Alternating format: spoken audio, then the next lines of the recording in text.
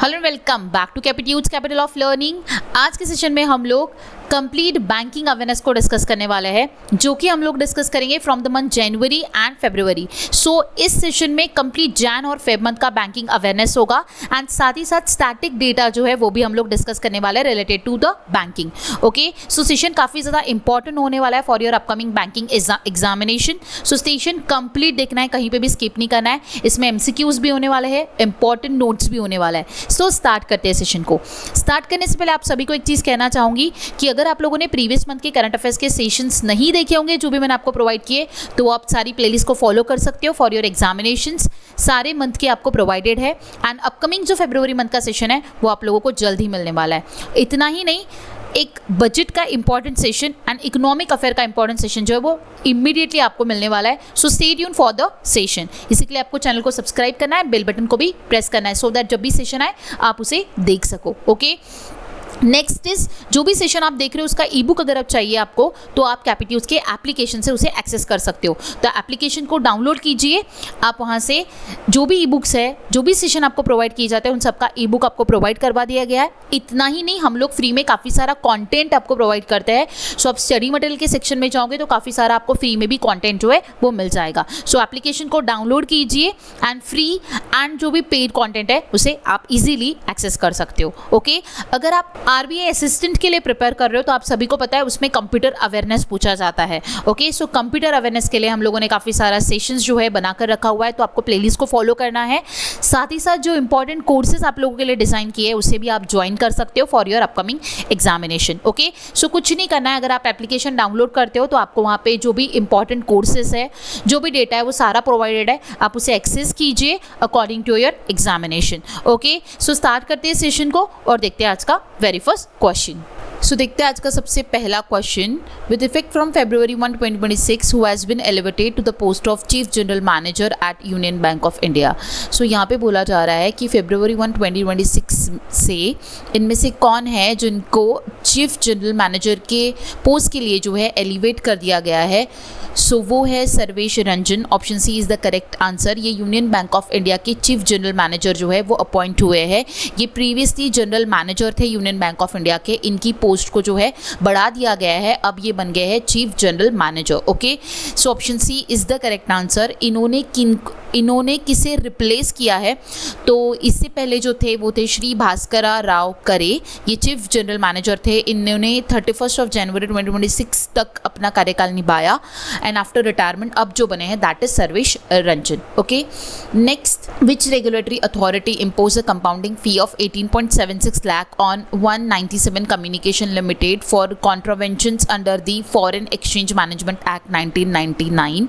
सो यहाँ में बोला जा रहा है कि कौन सी रेगुलेटरी अथॉरिटी ने 18.76 लाख का जो अमाउंट है वो 197 कम्युनिकेशन लिमिटेड के ऊपर इम्पोज किया है, that is Reserve bank of India. So option C is the correct answer. Reserve Bank of India imposed a compounding fee of 18.76 lakh on 197 Communication Limited for violation under the Foreign Exchange Management Act 1999.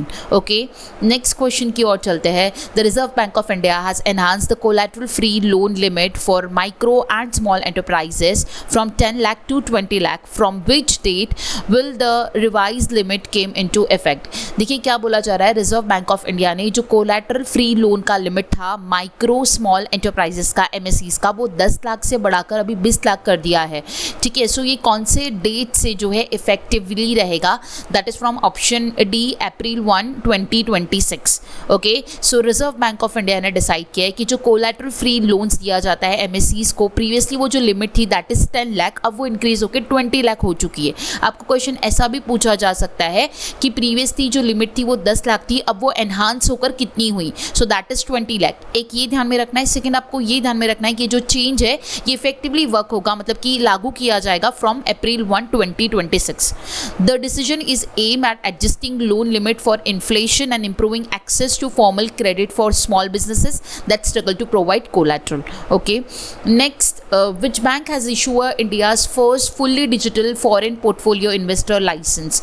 यहाँ पे बोला जा रहा है इनमें से कौन सी बैंक है जो कि पहली बैंक बनी है जो कि fully digital foreign portfolio investor licence जिसे जो है जिसने इशू किया है, that is Kotak Mahindra Bank. Option A is the correct answer. So Kotak Mahindra Bank जो है वो पहली fully digital foreign portfolio investor licence जिसे मिला है वो बैंक बनी है जिसने इस लाइसेंस को इशू किया है। So foreign portfolio investor licence allow overseas investor to invest in Indian equities, bond and other securities. Okay, so what is foreign portfolio investor? I hope आपको समझ आएगा। ये जो ओवरसीज इन्वेस्टर्स होते हैं जिन्हें इंडियन इक्विटीज, बॉन्ड और other securities में इन्वेस्ट करना होता है उसके लिए लाइसेंस दिया जाता है। सो ये जो FPI का लाइसेंस जो है ये कोटक महिंद्रा बैंक अब जो है उसको मिल चुका है, उसने इशू किया है। So option A is the correct answer. Okay. Next, from April 1, 2026, which institution announced the introduction of risk-based deposit insurance premium framework for bank in India?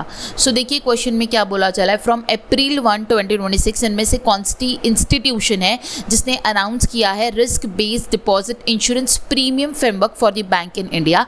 That is DICGC. Option D is the correct answer, deposit insurance and credit guarantee corporation. Okay, so यहाँ पे देखिए ये जो नया insurance premium framework जो है बैंकों के लिए अनाउंस किया गया है, इसके लिए कुछ जो चेंजेस है वो भी साथ ही साथ देखने मिले, वो भी हम लोग डिस्कस कर लेते हैं। सो करंट सिस्टम में जो फ्लैट प्रीमियम होता था दैट इज़ 12 पैसा पर 100 डिपॉजिट हुआ करता था, सेम रेट जो है वो सारी बैंकों को देना होता था। अब जो नया रिस्क बेस्ड प्रीमियम फ्रेमवर्क आया है इसमें कुछ चेंजेस है वो आपको ध्यान में रखना है। Premium link to banks risk profile, जो प्रीमियम है वो बैंक के रिस्क प्रोफाइल के ऊपर जो है वो आधारित है। बैंकों को 4 कैटेगरीज में क्लासिफाई किया गया है, ABCD। सो ABCD क्या है? ये कैटेगरी है जिसको रिस्क लेवल के अनुसार जो है वो विभाजित किया गया है। A बोले तो लोएस्ट रिस्क, B बोले तो मॉडरेट रिस्क, C बोले तो हायर रिस्क एंड D बोले तो हाईएस्ट रिस्क। सो लोएस्ट रिस्क है, सो प्रीमियम जो रहेगा दैट इज 8 पैसा पर 100 rupees deposit per year. Okay, moderate risk के लिए 10 पैसा देना होगा, हायर रिस्क के लिए 11 पैसा देना होगा एंड हाईएस्ट रिस्क के लिए 12 पैसा जो है वो देना होगा। प्रीवियसली फ्लैट प्रीमियम हुआ करता था 12 पैसा पर 100 रुपीज डिपॉजिट। ओके, बट अब जो है वो कैटेगरी वाइज जो है प्रीमियम चेंज हो चुका है। सो आपको ये ध्यान में रखना रहेगा, ये जो टेबल मैंने आपको बताया। ओके, अब प्रीमियम रेट्स जैसे कि मैंने आपको बताया, सेफर बैंक है तो लोअर प्रीमियम देना है और रिस्कियर बैंक है तो हायर प्रीमियम देना होगा। Got it? Bank outside RPB framework, मतलब कि ये जो नया रिस्क बेस्ड प्रीमियम आया है इसमें से कौन सी बैंक आउटसाइड है, इस फ्रेमवर्क में कौन सी बैंक्स नहीं इंक्लूड होती है, that is local area bank and payment banks. जो लोकल एरिया बैंक्स है एंड जो पेमेंट बैंक्स है वो कंटिन्यूसली 12 पैसा ही जो है पे करेगी। ठीक है, समझ आया? सो ये जो नया risk based deposit insurance framework जो बैंकों के लिए अनाउंस किया गया है वो DICGC द्वारा अनाउंस किया गया है। इसमें जो चेंजेस आए, प्रीवियसली 12 पैसा फ्लैट हुआ करता था सारी बैंकों के लिए, बट ये नया जो फ्रेमवर्क आया है इसमें बैंकों को 4 कैटेगरीज में डिवाइड किया गया है, lowest risk, moderate risk, higher risk and highest risk.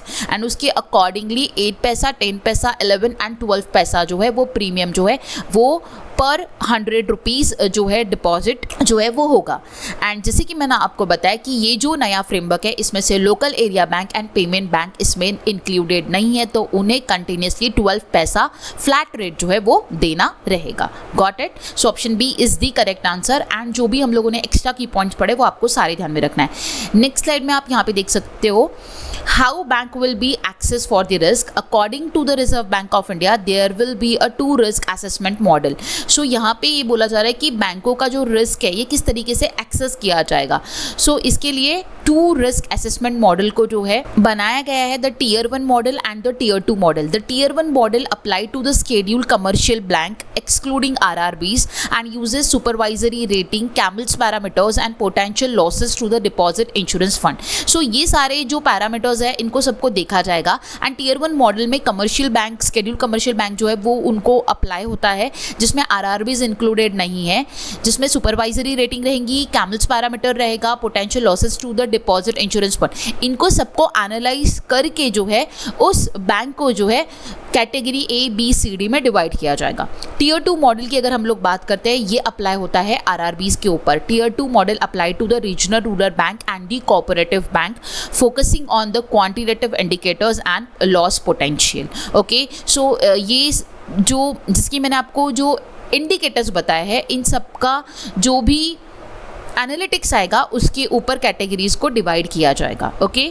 DICGC is the wholly own subsidiary of RBI that provide deposit insurance cover to bank depositors in India, currently up to 5 lakh per depositors. Okay, so DICGC जो है वो RBI का Holi own subsidiary है जो कि deposit insurance cover provide करती है to the bank depositors in India. Currently 5 lakh per depositor जो है, up to 5 lakh per depositor जो है वो प्रोवाइड करती है. ओके, नेक्स्ट क्वेश्चन की ओर चलते हैं. Consider the following statement regarding the leadership transition at the City Union Bank. Okay, so हमें जो दिए गए सिटी यूनियन बैंक से रिलेटेड कुछ स्टेटमेंट हमें दिए गए, उस स्टेटमेंट को हमें रीड करना है एंड कौन सा स्टेटमेंट करेक्ट है ये हमें बताना है. The reserve bank of India has approved R. Vijay Anand as the next MD and CEO of the City Union Bank. R. Vijay Anand term will begin on May 1, 2026 for 3 years. N. Kamakodi has been serving as the MD CEO since May 11 and N. Kamakodi tenure will end on April 30, 2026. So देखिए यहाँ पे जो statement दिए गए 4, इसमें से first statement absolutely correct है कि रिजर्व बैंक ऑफ इंडिया ने आर विजय आनंद को जो है नेक्स्ट MD एंड CEO जो है अपॉइंट किया है, अप्रूव किया है for the City Union Bank. Okay, so R Vijay Anand जो है ये अपना कार्यकाल फर्स्ट ऑफ मई 2026 से आने वाले 3 सालों के लिए जो है वो निभाने वाले हैं. एन कामाकोडी जो है वो MD CEO है सिटी यूनियन बैंक के, जिनका कार्यकाल उन्होंने स्टार्ट किया था सिंस मई 2011. ठीक है, 2011 से वो सिटी यूनियन बैंक के MD CEO है एन कामाकोडी एंड इनका जो कार्यकाल है वो एंड होगा April 30, 2026 में. येस, सो ये चारों स्टेटमेंट जो है वो करेक्ट है, इसलिए आंसर हो जाएगा इस क्वेश्चन का all of the above. Okay, so city Union bank की अगर हम लोग बात करें तो स्टैटिक है, मतलब कि ये बैंक जो फाउंड हुआ था वो 1904 में हुआ था. हेडक्वार्टर है कुंभाकोणम तमिलनाडु में. इसका फॉर्मर नेम जो था द कुंभाकोणम बैंक लिमिटेड था. MD CEO till April 30, 2026 N Kamakodi है एंड ये सिंस May 11 जो है ये MD CEO अपॉइंट हुए थे सिटी यूनियन बैंक के. एंड अब जो नए बनने वाले that is R Vijay Anand. Okay, जो कि फ्रॉम 1 May 2026 से अपना कार्यकाल निभाएंगे एंड टैगलाइन है trust and excellence. Okay, next आगे बढ़ते हैं. Loans extended by banks to the national cooperative development corporation for on lending to cooperative societies will be treated as. So यहाँ पे क्वेश्चन में ये बोला जा रहा है जो लोन बैंकों द्वारा NCDC को दिया जाता है एंड NCDC वो लोन जो कोऑपरेटिव सोसाइटीज को देती है उसे क्या कहा जाएगा, उसे किस तरीके से ट्रीट किया जाएगा, उसे किया जाएगा as a priority sector lending. Option B is the correct answer. So यहाँ पे क्या बोला जा रहा है, जो बैंक लोन दे रही है NCDC को एंड वो दिया जा रहा है कॉर्पोरेटिव सोसाइटीज को, तो उसे ट्रीट किया जाएगा as a priority sector lending. So option B is the correct answer. देखिए सबसे पहले हम लोग की पॉइंट्स में इंपॉर्टेंट पॉइंट्स को डिस्कस कर लेते हैं, फिर हम लोग क्वेश्चन के ऊपर आते हैं तो आपको बहुत अच्छी तरीके से समझ आएगा.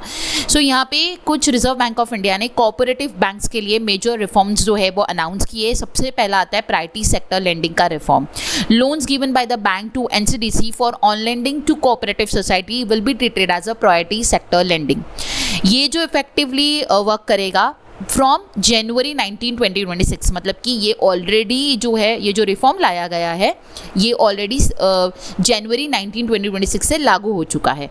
अब ये किसको एप्लीकेबल होगा, सॉरी नॉट एप्लीकेबल टू, ये किससे एप्लीकेबल नहीं होगा. सो RRBs को ये एप्लीकेबल नहीं होगा, अर्बन कोऑपरेटिव बैंक को ये एप्लीकेबल नहीं होगा, स्मॉल फाइनेंस बैंक को ये एप्लीकेबल नहीं होगा, लोकल एरिया बैंक्स को ये एप्लीकेबल नहीं होगा. मतलब कि कौन सी बैंक इसमें कवर अप होती है. ठीक है, सो इसमें RRBs, UCBs, SFBs and LABs, local area, small finance, urban cooperative and the regional rural bank, ये सारी इसमें इंक्लूडेड नहीं है. So the NCDC works under the ministry of corporation. It provide financial support to corporative societies and help in the growth of the corporative movement across the India. So NCDC क्या है, national corporative development corporation है जो कि ministry of corporation के under में work करता है, जो कि फाइनेंशियल सपोर्ट प्रोवाइड करता है कॉर्पोरेटिव सोसाइटीज को. ठीक है, उसकी हेल्प के लिए जो है ये उन्हें मदद करता है. सो यहाँ पे क्या बोला जा रहा है, जो बैंक NCDC को लोन देगी, NCDC जो कॉर्पोरेटिव सोसाइटीज को देगी उसे एज अ ट्रीट किया जाएगा प्रायोरिटी सेक्टर लेंडिंग. सो आपको यहाँ पे क्या ध्यान में रखना है कि इसमें कौन सी बैंक इंक्लूडेड नहीं है, तो आरआरबीज नहीं है, अर्बन कॉर्पोरेटिव बैंक नहीं है, स्मॉल फाइनेंस बैंक नहीं है, लोकल एरिया बैंक नहीं है। इन चारों को छोड़े तो उसके अलावा जो भी बैंक है उसको, उन सभी को फिर ट्रीट किया जाएगा as a priority sector lending. Got it? So option B is the correct answer. इसके अलावा और भी रिफॉर्म्स है, हम आने वाले क्वेश्चंस के साथ वो सारे रिफॉर्म्स को भी डिस्कस करेंगे। So first one is related to priority sector lending reform, जो कि हम लोगों ने डिस्कस किया। आई होप समझ आया होगा। ये इफेक्टिवली लागू हो चुका है from January 19, 2026। Next question is the PSL classification for loans to NCDC will be effective from. So question इसी पे बना है। मैंने यहाँ पे सिर्फ आप लोगों को डेटा नहीं प्रोवाइड किया, तो कैसे कैसे क्वेश्चन बन सकते हैं वो भी आपको प्रोवाइड किया है। तो नेक्स्ट क्वेश्चन उसी से रिलेटेड है कि ये जो PSL क्लासिफिकेशन आया है फॉर द लोन्स, ठीक है, ये to NCDC will be effective from, तो ये इफेक्टिव रहेगा from January 19, 2026। Option D is the correct answer. Okay, so जनवरी 19, 2026 से ये जो PSL क्लासिफिकेशन है ये इफेक्टिवली जो है रहेगा, मतलब कि ऑलरेडी जनवरी 19 जो है पास्ट हो चुकी है, सो ये लागू हो चुका है। Got it? आगे बढ़ते हैं। Which of the following bank are excluded from the PSL benefit related to the NCDC lending. जैसे कि मैंने आपको बताया, हम लोगों ने एक पर्टिकुलर जो है सेक्शन एक पढ़ा, एक रिफॉर्म पढ़ा, उसके ऊपर क्या क्वेश्चन बन सकते हैं। सो ये थर्ड टाइप ऑफ क्वेश्चन है कि इसमें से कौन सी, मतलब कि जो बैंक है वो एक्सक्लूडेड है from the PSL benefit related to the NCDC lending. तो first one is reserve rural bank, second one is urban cooperative bank, third one is small finance bank, fourth one is schedule commercial bank and fifth one is local area bank. So यहाँ पे आप देख सकते हो first, second, third and fifth, ये चार bank जो है ये एक्सक्लूडेड है from the PSL benefit. So answer क्या हो जाएगा? 1, 2, 3 एंड 5। ये जो चार बैंक्स है, first one, second one, third one and fifth one, ये एक्सक्लूडेड है from the PSL benefit related to the NCDC lending. Schedule commercial bank जो है वो इसमें इंक्लूडेड है, इसलिए आंसर हो जाएगा option A 1, 2, 3, 5 only. Got it? बढ़ते आगे और देखते हैं नेक्स्ट। अब देखिए यहाँ पे आप देख रहे होगे, सबसे पहले की पॉइंट पे देखिए, ये आपका सेकेंड रिफॉर्म है। सबसे पहले हम लोग वो रीड कर लेते हैं एंड आफ्टर दैट क्वेश्चंस के ऊपर आते हैं। रिजर्व बैंक ऑफ इंडिया ने जो कोऑपरेटिव बैंक के लिए मेजर रिफॉर्म्स लाए 2026 में, उसका सेकेंड जो रिफॉर्म है which is related to urban cooperative banks. So यहाँ पे क्या बोला गया है कि permission to open new branches, housing loan limit increase from 10% to 25% of the total loans and advances, director tenure under the banking regulation act increase from 8 years to 10 years। देखिए क्या बोला जा रहा है यहाँ पे। सो यहाँ पे क्या बोला जा रहा है, नए ब्रांचेस को ओपन करने के लिए परमिशन अलाउ किया गया है अर्बन कोऑपरेटिव बैंक को। उसमें जो हाउसिंग लोन लिमिट है ना, वो उन्होंने इंक्रीज की है।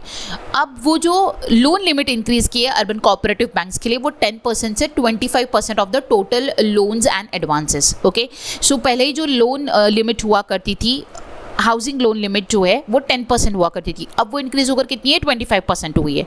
एंड नेक्स्ट जो पॉइंट ये बोला है कि जो डायरेक्टर टेन्योर है, मतलब जो डायरेक्टर अपॉइंट किया जाता था वो प्रीवियसली 8 सालों के लिए अपॉइंट किया जाता था under the banking regulation act.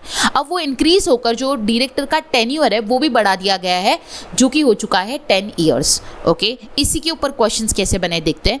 The housing loan exposure limit for the urban cooperative bank has been increase from, क्या बोला गया कि हाउसिंग लोन एक्सपोजर लिमिट जो है अर्बन कोऑपरेटिव बैंक्स का, वो जो इंक्रीज हुआ है वो किस तरीके से बढ़ाया गया है। सो वो 10% से बढ़ाकर 25% कर दिया गया है। Option C is the correct answer, 10% to 25%। Got it? Next, the maximum tenure of director under the banking regulation act for cooperative banks has been increase to. देखिए अभी क्या बोला गया कि मैक्सिमम टेन्योर जो डायरेक्टर्स के लिए under the banking regulation act for the cooperative bank जो है वो इंक्रीज होकर अभी कितना हो चुका है? जो मैक्सिमम टेन्योर बढ़ा दिया गया है वो हो चुका है अभी 10 years। Option C is the correct answer. समझ आया? सो कोऑपरेटिव बैंक्स के लिए जो अंडर बैंकिंग रेगुलेशन एक्ट आता है, मैक्सिमम टेन्योर जो कर दिया गया है डायरेक्टर्स का, that is from 8 years to 10 years। Option C is the correct answer. समझ आया? ये अर्बन कोऑपरेटिव बैंक्स के लिए लाया गया रिफॉर्म है, जिसमें 2 पॉइंट्स ध्यान में रखना है। हाउसिंग लोन लिमिट 10 से 25% हुई है एंड डायरेक्टर का टेन्योर 8 साल से 10 साल हुआ है। Got it? नेक्स्ट आगे बढ़ते हैं। Next is the third one. So again की पॉइंट को डिस्कस करते हैं। रिजर्व बैंक ऑफ इंडिया का जो कोऑपरेटिव बैंक्स के लिए मेजर रिफॉर्म है, उसमें third is related to digital inclusion major. So देखिए यहाँ पे क्या बोला जा रहा है, Aadhaar enable payment system, licensing fees reduce for the cooperative bank to join Aadhaar enabled payment system. Okay. Next one is institutional strengthening. National Urban Cooperative Finance and Development Corporation Limited, established as a umbrella organization, provide IT and operational support to UCBs. A shared service entity named Sahakar Sathi, established to offer technology services to rural cooperative bank. देखिए यहाँ पे जो सबसे important point बनता है, सबसे पहले क्या बोला जा रहा है कि आधार इनेबल्ड पेमेंट सिस्टम. सो लाइसेंसिंग फीस जो है वो रिड्यूस कर दी गई है कोऑपरेटिव बैंक्स के लिए to join the Aadhaar enable payment system. Okay, so ये पॉइंट तो बहुत सिंपल है कि लाइसेंस फीस जो है वो रिड्यूस कर दिया गया है. सेकेंड पॉइंट में क्या बोला गया है कि इंस्टीट्यूशनल स्ट्रेंथनिंग जो है वो बढ़ा दिया गया है. सो यहाँ पे क्या बोला जा रहा है कि ये जो NUCFDC है, national urban cooperative finance and development corporation limited है, इसको एस्टैब्लिश किया गया है as a umbrella organisation and ये IT एंड ऑपरेशनल सपोर्ट जो है ये अर्बन कोऑपरेटिव बैंक को प्रोवाइड करेगा. Okay, and the last point is a shared service entity. इसका नाम रखा गया है सहकार साथी, जो कि एस्टैब्लिश किया जाएगा, जिसके तहत टेक्नोलॉजिकल सर्विसेज जो है वो प्रोवाइड की जाएगी to the rural cooperative banks. Okay, so ये डिजिटल इंक्लूजन मेजर की बात की जा रही है. डिजिटली जो है कुछ मेजर्स को इंक्लूड किया गया है. उसमें क्या क्या है? AEPS है, आधार इनेबल पेमेंट सिस्टम के लाइसेंस की फ़ीस को रिड्यूस कर दिया गया है फॉर द कोऑपरेटिव बैंक्स. उसके बाद जो है NUCFDC जो है वो as a umbrella organisation establish किया जाएगा, जो कि IT and operational support provide करेगा अर्बन कोऑपरेटिव बैंक को. एंड सहकार साथी जो है इसे एस्टैब्लिश किया जाएगा, ये टेक्नोलॉजी सर्विसेज जो है वो ऑफर करेगा to the rural cooperative banks. So the question is Sahakar Saathi is the best describe as. So Sahakar Saathi को सबसे अच्छा वर्णित क्या किया गया है?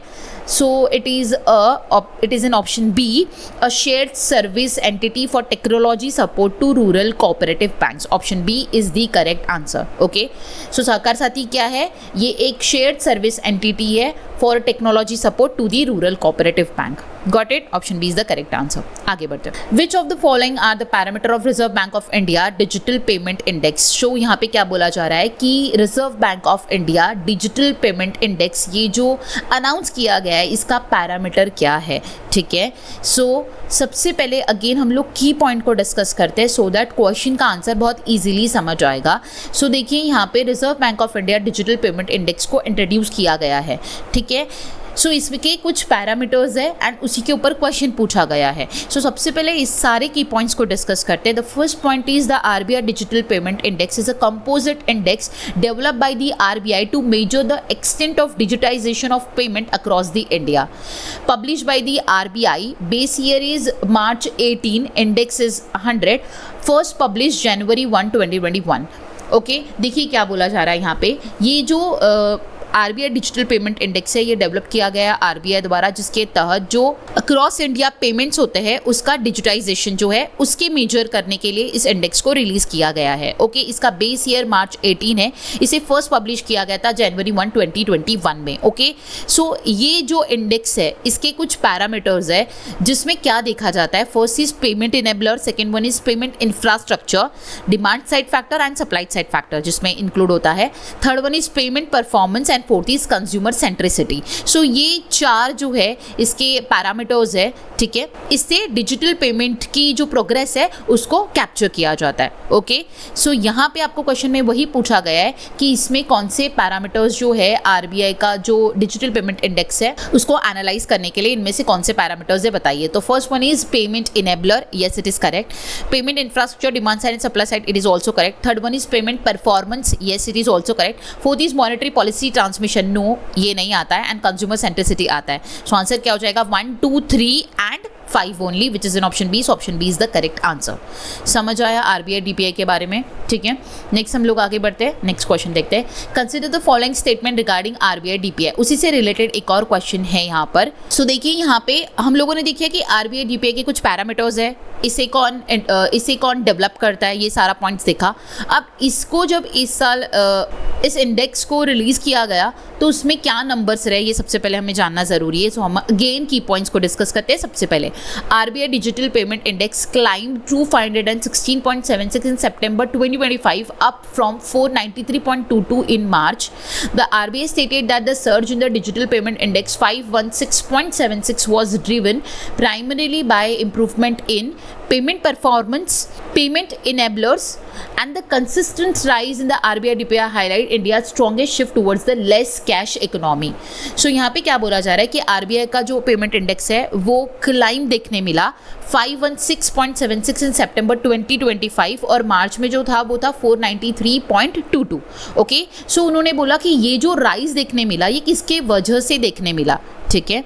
सो यहाँ पे फर्स्ट पॉइंट आता है पेमेंट परफॉर्मेंस, मतलब कि volume and value of digital transaction, जो वॉल्यूम देखने मिला और जो वैल्यू का डिजिटल ट्रांजैक्शन देखने मिला उसके वजह से, जो कि आता है पेमेंट परफॉर्मेंस में। And next is payment enabler, infrastructure such as internet penetration, bank accounts and payment systems. So payment enablers and payment performance, इन दोनों के वजह से जो RBI DPI है वो क्लाइंब होते दिखा है। सो ये दर्शाता है कि इंडिया जो है वो लेस कैश इकोनॉमी के तरफ जो है वो शिफ्ट हो रहा है। ओके, अब देखते हैं क्वेश्चन कि आपको ये पूछा जा रहा है कि RBI DPI रिगार्डिंग इनमें से कौन सा स्टेटमेंट जो है वो करेक्ट है। So the first point is it is composite index measuring digital payment penetration in India. Yes, it is correct, वो डिजिटल पेमेंट पेनिट्रेशन जो है उसे मेजर करता है, correct. Second is base year of the index is March 18। Yes, it is also correct, मैंने आपको अभी बताया कि इसका बेस ईयर जो है वो मार्च 18 है। The index was first publish since January 1, 2021। It is also correct, मैंने अभी आपको अगेन बताया कि ये पहली बार इसे पब्लिश किया गया था January 1, 2021 में। And the fourth point is RBI DPI climb to 516.76 in September 2025। It is also correct, ये तो अभी हम लोगों ने जस्ट देखा है, ये क्लाइंब हुआ है 516.76 पॉइंट से, मतलब इतने पॉइंट्स पर सितंबर 2025 में इस इंडेक्स को देखा गया। सो चारों पॉइंट्स यहाँ पे करेक्ट है, इसलिए इस क्वेश्चन का करेक्ट आंसर क्या होगा? Option E, all of the above. Got it? बढ़ते आगे और देखते हैं next question. So the next question is the launch of PNB Soldierthon 2026 by Punjab National Bank was a part of celebration leading up to which foundation day of the bank? देखिए क्या बोला जा रहा है यहाँ पे कि PNB Soldierthon 2026 जो है पंजाब नेशनल बैंक द्वारा लॉन्च किया गया है। सो यहाँ पे आपको पूछा जा रहा है ये कौन से फाउंडेशन डे का हिस्सा है, ठीक है। सो इस साल पंजाब नेशनल बैंक ने 132nd अपना एनिवर्सरी जो है वो मनाया है। So option C is the correct answer. And उसी दौरान PNB Soldierthon 2026 को भी लॉन्च किया गया। इसी को हम लोग डिटेल में डिस्कस करते हैं की पॉइंट्स में। Punjab national bank, one of the leading public sector bank, has announced the launch of PNB Soldierthon 2026 at its corporate office in Dwarka. PNB Soldierthon 2026, it is the second edition and the first one will be held on the marathon will be held on 5th of April 2026. The theme is Run with Soldier, Run for Soldier. Linked with 132nd Foundation Day of PNB, Chief guest is Major Surendra Punia and MD and CEO is Ashok Chandra. देखिए क्या बोला जा रहा है यहाँ पे कि Punjab national bank जो है इसने अपना second edition of PNB Soldierthon जो है 2026 को लॉन्च किया है। एंड ये जो मैराथन होने वाली है 5 अप्रैल 2026 को होने वाली है। इसका थीम होने वाला है run with soldier, run for soldiers. And इसको लिंक किया गया है 132nd फाउंडेशन डे जो है उसके साथ। चीफ गेस्ट जो रहेंगे that is major Surendra Punia and MD CEO जो है दैट इज अशोक चंद्रा, ठीक है। PNB की स्टार्टिंग की अगर हम लोग बात करें तो ये फाउंड हुआ था 1894 में। PNB जो है वो लाला लजपत राय जो है इनके द्वारा इसे फाउंड किया गया था एंड ऑफिशियली स्टार्टेड, इसने अपना ऑपरेशन ऑफिशियली स्टार्ट किया था 1895 में। Okay, PNB celebrate its foundation day on April 12 every year. हर साल 12 अप्रैल को ये अपना फाउंडेशन डे मनाती है। इस साल जो है वो 132nd फाउंडेशन डे होने वाला है एंड उसी दौरान इस सोल्जरथॉन को जो है अनाउंस किया गया है। Okay, and it's establishment on April 12, 1895। जो एस्टैब्लिश हुई थी ये April 12, 1895 को हुई थी इन लाहौर एज इंडियाज फर्स्ट स्वदेशी बैंक। इसका हेडक्वार्टर न्यू दिल्ली में है। MD CEO अशोक चंद्रा है and tagline is the name you can bank upon. Okay, next आगे बढ़ते हैं, नेक्स्ट क्वेश्चन देखते हैं। According to the revised consumer price index series, what was India's retail inflation rate in January 2026? देखिए क्या बोला जा रहा है, according to the revised consumer price index series, जो रिटेल इन्फ्लेशन रेट है जनवरी 2026 का वो क्या है, ठीक है. So the answer is 2.75%. Option D is the correct answer.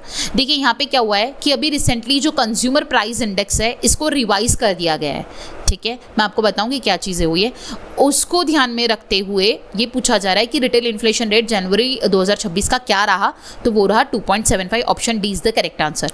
But important point यहाँ पे ये है कि इंडिया का जो रिटेल इन्फ्लेशन है वो जनवरी में 2.75% हमें देखने मिला.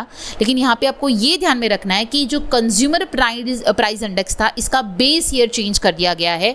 प्रीवियसली जो बेस ईयर हुआ करता था वो 2012 हुआ करता था, अब वो बेस ईयर चेंज होकर 2024 हो गया है.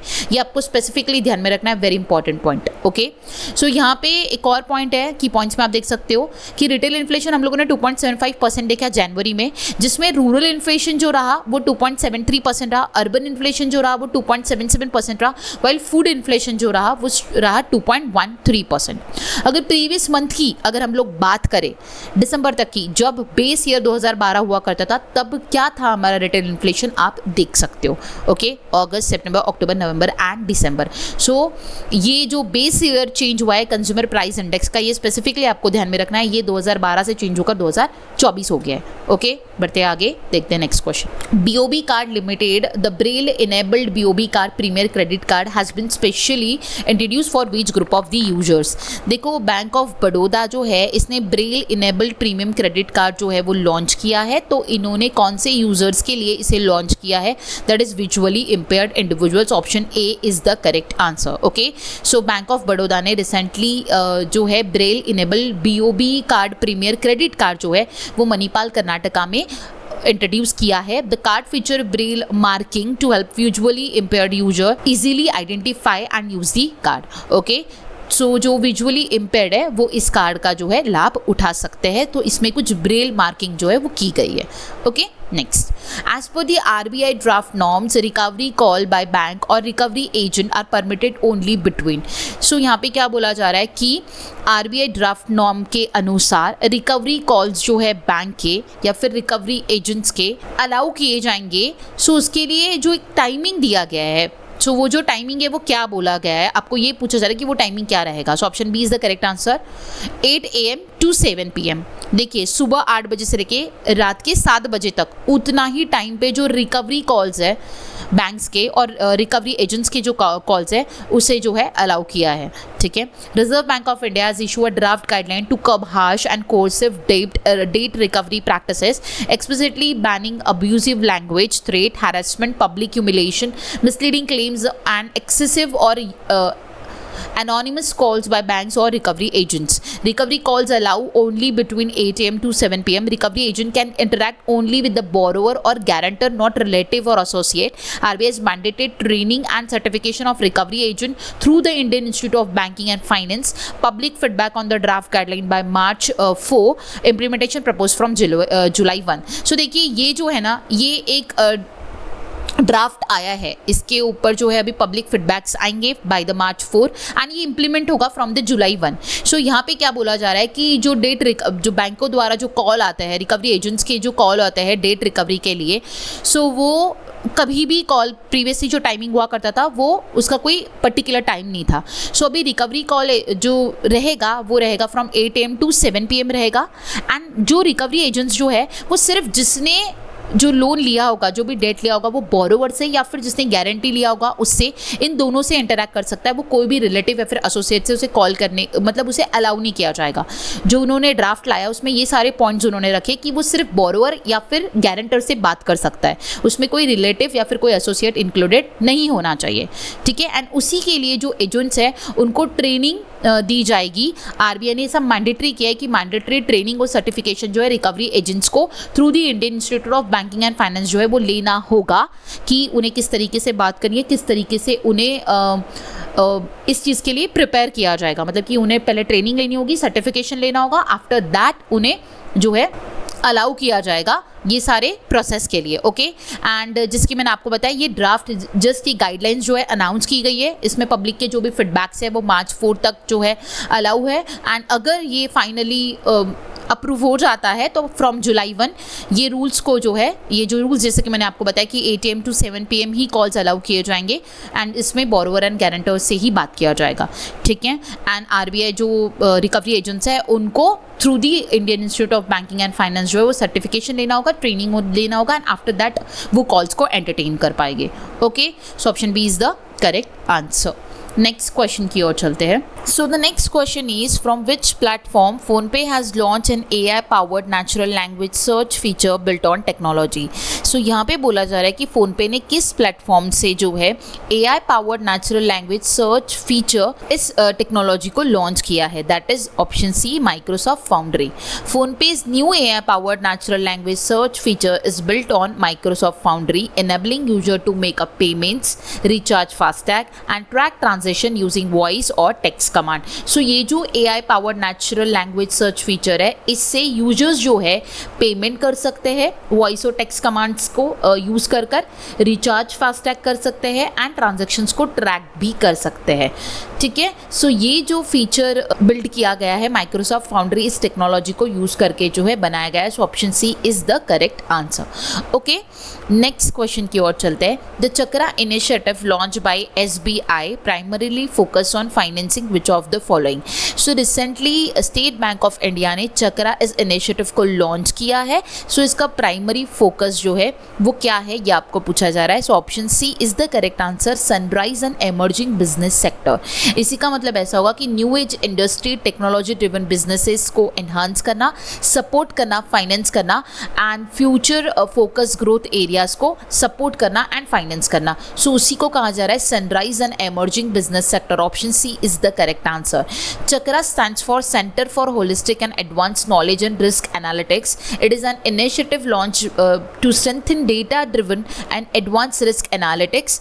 Its objective is to support and finance sunrise and emerging sectors such as new age industry technology driven businesses and future focus growth areas। जो भी future focus growth areas है, जो भी new age industry technology driven businesses है उनको support करना, उनको finance करना, ये इस इनिशिएटिव का जो है ऑब्जेक्टिव है, ठीक है।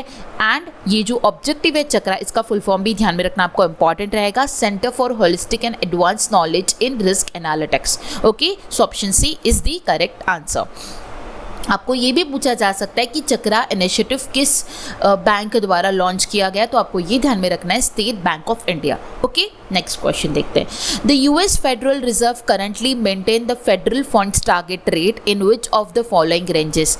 क्या बोला जा रहा है कि US फेडरल रिजर्व ने करंटली फेडरल फंड्स का टारगेट रेट जो है मेंटेन करने के लिए जो एक रेंज है वो सेट की है। सो वो रेंज क्या है आपको पूछी जा रही है, that is option C 3.5% to 3.75%। So देखिए, the federal rate is the benchmark interest rate at which depository institutions lend reserve balances to each other overnight. तो यहाँ पे क्या बोला जा रहा है कि फेडरल फंड रिजर्व जो होता है ये एक बेंचमार्क इंटरेस्ट रेट है जिसके ऊपर जो डिपॉजिटरी इंस्टीट्यूशन है वो रातों रात एक दूसरे को जो है राशि उधार देता है। ओके, सो ये जो दर है वो 3.5% to 3.75% मेंटेन रखने के लिए रिसेंटली जो है US फेडरल रिजर्व ने जो है अनाउंस किया है। So option C is the correct answer. And ये जो रेट होता है ये कौन सेट करता है, फेडरल ओपन मार्केट कमेटी द्वारा जो है ये सेट किया जाता है, जो कि मॉनेटरी पॉलिसी आर्म है US फेडरल रिजर्व सिस्टम का।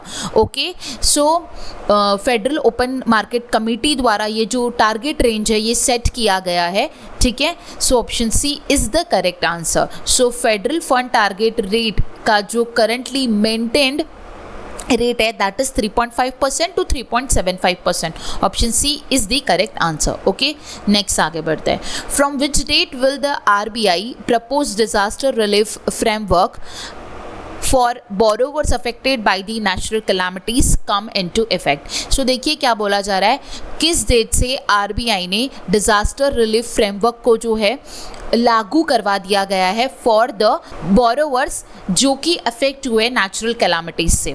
Okay, so April 1, 2026 is the correct answer. Option A इस क्वेश्चन का करेक्ट आंसर रहेगा। Reserve bank of India has put forward a disaster relief framework aimed at helping borrowers affected by the natural calamities like flood, cyclone and drought.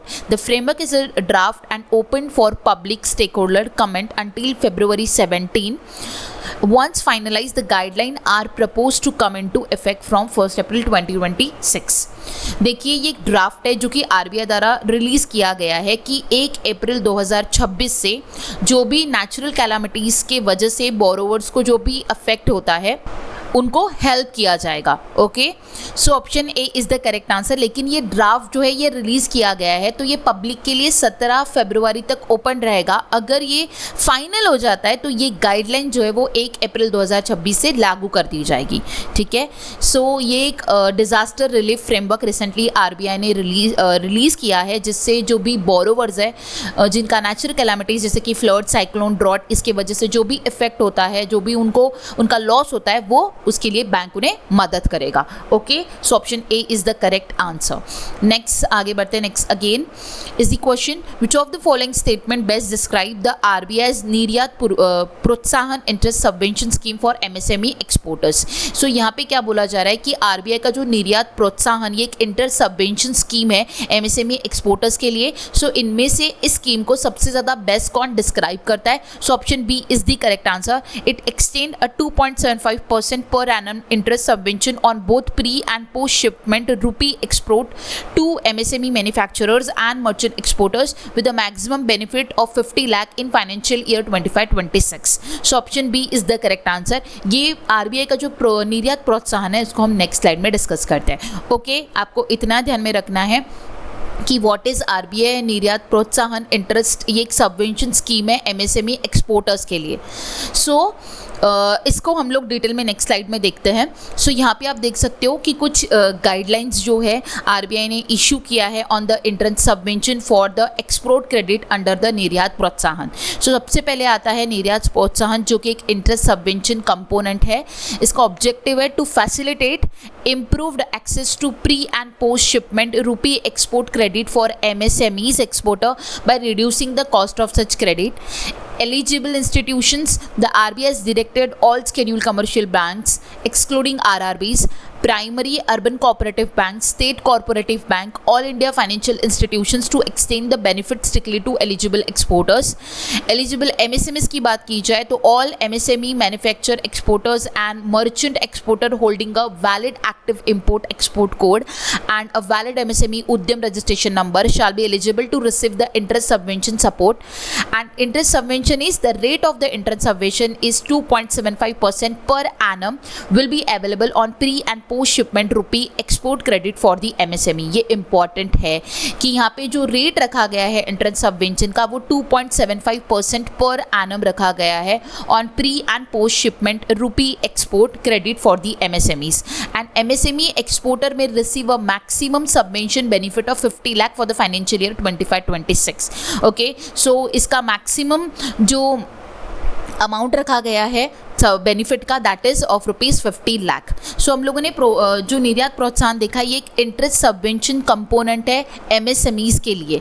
Okay, so यहाँ पे आपको उसका rate ध्यान में रखना है 2.75% and maximum benefit is 50 lakh rupees. और इसमें जो एलिजिबल इंस्टीट्यूशन से जो बैंक्स है वो ध्यान में रखना है, साथ ही साथ एमएसएमई कौन सी एलिजिबल है वो भी आप ध्यान में रख सकते हो। Main is interest subvention rate and maximum benefit जो कि आपको ध्यान में रखना है। ठीक है, ये था निर्यात प्रोत्साहन जो कि एक इंटरेस्ट सबवेंशन कंपोनेंट था। नेक्स्ट इज निर्यात प्रोत्साहन जो कि एक कोलैटरल सपोर्ट कंपोनेंट है। This component provide a collateral support for export credit aimed at addressing collateral constraint faced by MSME exporters and improving access to bank finance. A collateral guarantee support for export credit is being introduced in partnership with the Credit Guarantee Fund Trust for Micro and Small Enterprises and coverage is 85% of MSE, 65% of medium exporters and maximum exposure is 10 crore rupees. So ये जो निर्यात प्रोत्साहन है ये collateral support component है, ठीक है, जिसमें आपको क्या बोला जा रहा है कि कोलैटरल सपोर्ट जो है वो दिया जाएगा एंड उसी के लिए जो है पार्टनरशिप साइन की गई है credit guarantee fund trust for micro and small enterprises के साथ। ओके, सो एक्सपोर्ट क्रेडिट जो है ये दिया जाएगा MSMEs को। ओके, सो इसमें जो कवरेज दिया गया है 85% of MSEs, 65% of medium exporters and इसमें मैक्सिमम एक्सपोजर जो दिया जाएगा that is of ₹10 crore. Okay, ये ऐसा कंपोनेंट है जिसमें कोलैटरल सपोर्ट जो है वो क्रेडिट एक्सपोर्ट क्रेडिट के लिए दिया जाएगा, जिससे जो MSME एक्सपोर्टर्स है वो इजीली बैंक फाइनेंस जो है वो कर पाएंगे। ओके, नेक्स्ट आगे बढ़ते हैं। Next is export promotion mission. The EPM is jointly implemented by the Department of Commerce, Ministry of MSME and Ministry of Finance and Director General of Foreign Trade and was approved with a total outlay of 25,060 crore for the period financial year 26 to financial year 31। So export promotion mission जो है ये implement किया गया है department of commerce, ministry of MSME, ministry of finance and DGFT द्वारा and इसी के लिए 25,060 करोड़ रुपीस का आउटले जो है वो भी अप्रूव किया गया है for the financial year 26 to 31।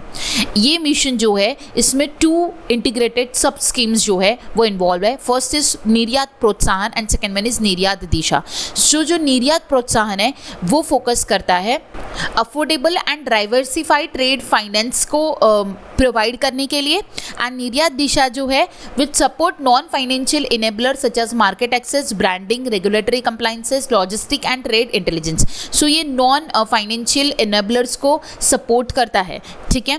सो यहाँ पे आप देख सकते हो ये जो RBI ने रिसेंटली गाइडलाइंस जो है इशू की है इंटरेस्ट सबवेंशन के ऊपर एक्सपोर्ट क्रेडिट के लिए। सो अंडर दी निर्यात प्रोत्साहन इन कुछ गाइडलाइंस को जो है रिसेंटली इशू किया गया है। हम लोगों ने अभी डिस्कस किया है एक निर्यात प्रोत्साहन है जो कि इंटरेस्ट सबवेंशन कंपोनेंट है। अगेन जो निर्यात प्रोत्साहन है वो एक कोलैटरल सपोर्ट कंपोनेंट भी है एंड एक है EPM export promotion mission. Okay, so यहाँ पे जो भी हम लोगों ने नंबर्स, फैक्ट एंड फिगर्स को डिस्कस किया वो आपको अच्छी तरीके से ध्यान में रखना रहेगा, ठीक है। बढ़ते आगे और देखते हैं next question.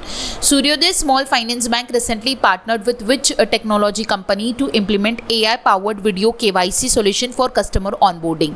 So the answer is HyperVerge, option D is the correct answer. Question में ये पूछा गया है कि सूर्योदय स्मॉल फाइनेंस बैंक ने किसके साथ पार्टनरशिप करके जो है AI powered video KYC solution को जो है लॉन्च किया है, ठीक है, कस्टमर्स के लिए इंप्लीमेंट किया है। तो that is HyperVerge। So Suryoday small finance bank has partner with HyperVerge to deploy AI powered video KYC solution. This collaboration aims to modernize the bank customer onboarding process while ensuring strong regulatory compliance and data security. So AI powered video KYC recently सूर्योदय small finance bank ने launch किया है and उसी के लिए उसने HyperVerge के साथ जो है पार्टनरशिप किया है। So option D is the correct answer. Next, which entity recently received in principle approval from the RBI to operate as a payment aggregator cross border? So कौन सी एंटिटी है जिसने रिसेंटली RBI से जो है approval ले लिया है to operate as a payment aggregator cross border? That is Payoneer India private limited. So Payoneer India private limited जो है ऑप्शन बी ये करेक्ट आंसर रहेगा। रिसेंटली RBI ने जो है इस कंपनी को जो है पेमेंट एग्रीगेटर का लाइसेंस जो है वो प्रदान किया है, अप्रूव किया है, ठीक है। This approval allow Payoneer to facilitate international payment transaction for Indian businesses engaged in global trade. The payment aggregator cross-border license enable non-bank entities to process and manage cross-border online payment transaction for importers and exporters. With this approval, Payoneer can offer end-to-end solution for both inward and outward international payment. Okay, so payment aggregator cross-border का जो license होता है इसमें जो भी non-bank entities होती है वो cross-border online पेमेंट ट्रांजैक्शन जो है इंपोर्टर एंड एक्सपोर्टर्स के लिए प्रोसेस करती है, मैनेज करती है एंड अभी पेयोनियर जो है उसे इस चीज़ का लाइसेंस मिल चुका है तो वो end to end solution provide करेगी for the inward outward international payments के लिए। Got it? इसी का मतलब होता है कि Indian exporter can receive payment from overseas client through the Payoneer platform and Indian importers can make a international payment to foreign supplier using the same system. Okay, मतलब कि वो Indian exporters and Indian importers का जो payment है वो आदान प्रदान कर सकती है, ठीक है। नेक्स्ट जो स्लाइड है इसमें एक और आपको यहाँ पे देखना है कि स्काइडो जो है इसने भी फाइनल ऑथराइजेशन आरबीआई से मिल चुका है to operate as a payment aggregator cross border transactions. Okay, so it allowed to expand the regulated cross border payment services for the Indian exporters with the special focus on MSMEs and small business looking for smooth, compliant and faster international collection. RBI regulate a payment system under the Payment and Settlement Act 2007. Skydo became one of the first fintech firm in India to secure a authorization in this category. So Skydo को भी RBI से approval मिला है to operate as a payment aggregator cross border transactions, and ये जो RBI regulate करता है ये under the payment and settlement act 2007 करता है। सो ये आपको ध्यान में रखना रहेगा। एंड स्काइडो जो है फर्स्ट फिनटेक फर्म बना है इंडिया का to secure a authorisation in this category. Okay, next हम लोग आगे बढ़ते हैं। Next, which fintech company recently approval from the NPCI to operate as a third party application provider for the UPI services? Question में बोला जा रहा है कौन सी फिनटेक कंपनी है जिसको रिसेंटली NPCI से अप्रूवल मिला है to operate as a third party application provider for the UPI services, that is Z। सो इस क्वेश्चन का करेक्ट आंसर होगा ऑप्शन सी Z, जिसे फॉर्मरली वन कोड भी कहा जाता था एंड अभी इसे Z कहा जाता है। So option C is the correct answer. Z का जो हेडक्वार्टर है वो बेंगलुरु में है। India's digital payment ecosystem credit focused fintech company Z has received approval from NPCI to function as a third party application provider. So ये credit focused fintech company है जो कि credit provide करती है Z। इसने NPCI से जो है इसे अप्रूवल मिला है to function as a third party application provider. Okay, so Z has partnered with the RBL Bank. The bank act as a UPI payment service provider partner, ensuring secure banking integration and regulatory compliance. So इसी के लिए इसने RBL bank के साथ partnership किया है जिसके तहत UPI पेमेंट सर्विसेज जो है प्रोवाइड की जाएगी। The transaction processing infrastructure is supported by ZPay, provides the backend technology that ensures smooth and secure faster transaction processing for Z UPI user. So Z UPI users के backend technology को जो support कर रहा है that is ZPay. And what is third party application provider? It is an entity authorized by the NPCI to provide the UPI based payment services through its application. Okay, so third party application provider ये एक प्रकार की entity है जो कि NPCI द्वारा authorise की जाती है जिसके तहत UPI based payment services जो है एप्लीकेशन के माध्यम से प्रोवाइड की जाती है। Okay, so option C is the correct answer. बढ़ते आगे और देखते हैं हमारा next question. Who has been appointed as a chairman of ESAF Small Finance Bank in 2026? So ESAF small finance bank के रिसेंटली चेयरमैन को नियुक्त किया गया है, तो वो कौन है आपको पूछा जा रहा है। That is Karthikeyan Manickam. Option A is the correct answer. Karthikeyan Manickam जो है इन्हें रिसेंटली अपॉइंट किया गया है as a chairman of ESAF small finance bank. Okay, and नीचे अगर आप की पॉइंट्स में देखते हो तो रिसेंटली जो भी बैंकिंग अपॉइंटमेंट्स है वो सारी मेंशन है, तो आप एक बार रिवाइज कर सकते हो। क्विकली हम लोग रिवाइज करते हैं। सबसे पहले बात की जा रही है ESAF स्मॉल फाइनेंस बैंक की, तो इसके ये फॉर्मर एग्जीक्यूटिव डायरेक्टर रह चुके, इन्हें अभी चेयरमैन जो है अपॉइंट किया गया है। Okay, next is the RBI has approved the reappointment of Kejat Bharucha as a whole-time director and deputy managing director of HDFC Bank for the 3 year from April 19, 2026. So RBI ने reappointment जो है केजात भरूचा का ये approve किया है and वो बने हैं whole time director and deputy managing director of HDFC bank. वो अपना कार्यकाल जो है वो 19 अप्रैल 2026 से स्टार्ट करेंगे for the upcoming 3 years। Okay, so इन्हें रीअपॉइंट किया गया है RBI द्वारा। Next is ICICI bank board approve the reappointment of Sandeep Bakhshi as MD CEO till 2028। Again Sandeep Bakhshi जो है ये ICICI बैंक के MD एंड CEO है, इन्हें भी रीअपॉइंट किया गया है एंड ये 2028 तक अपना कार्यकाल निभाएंगे।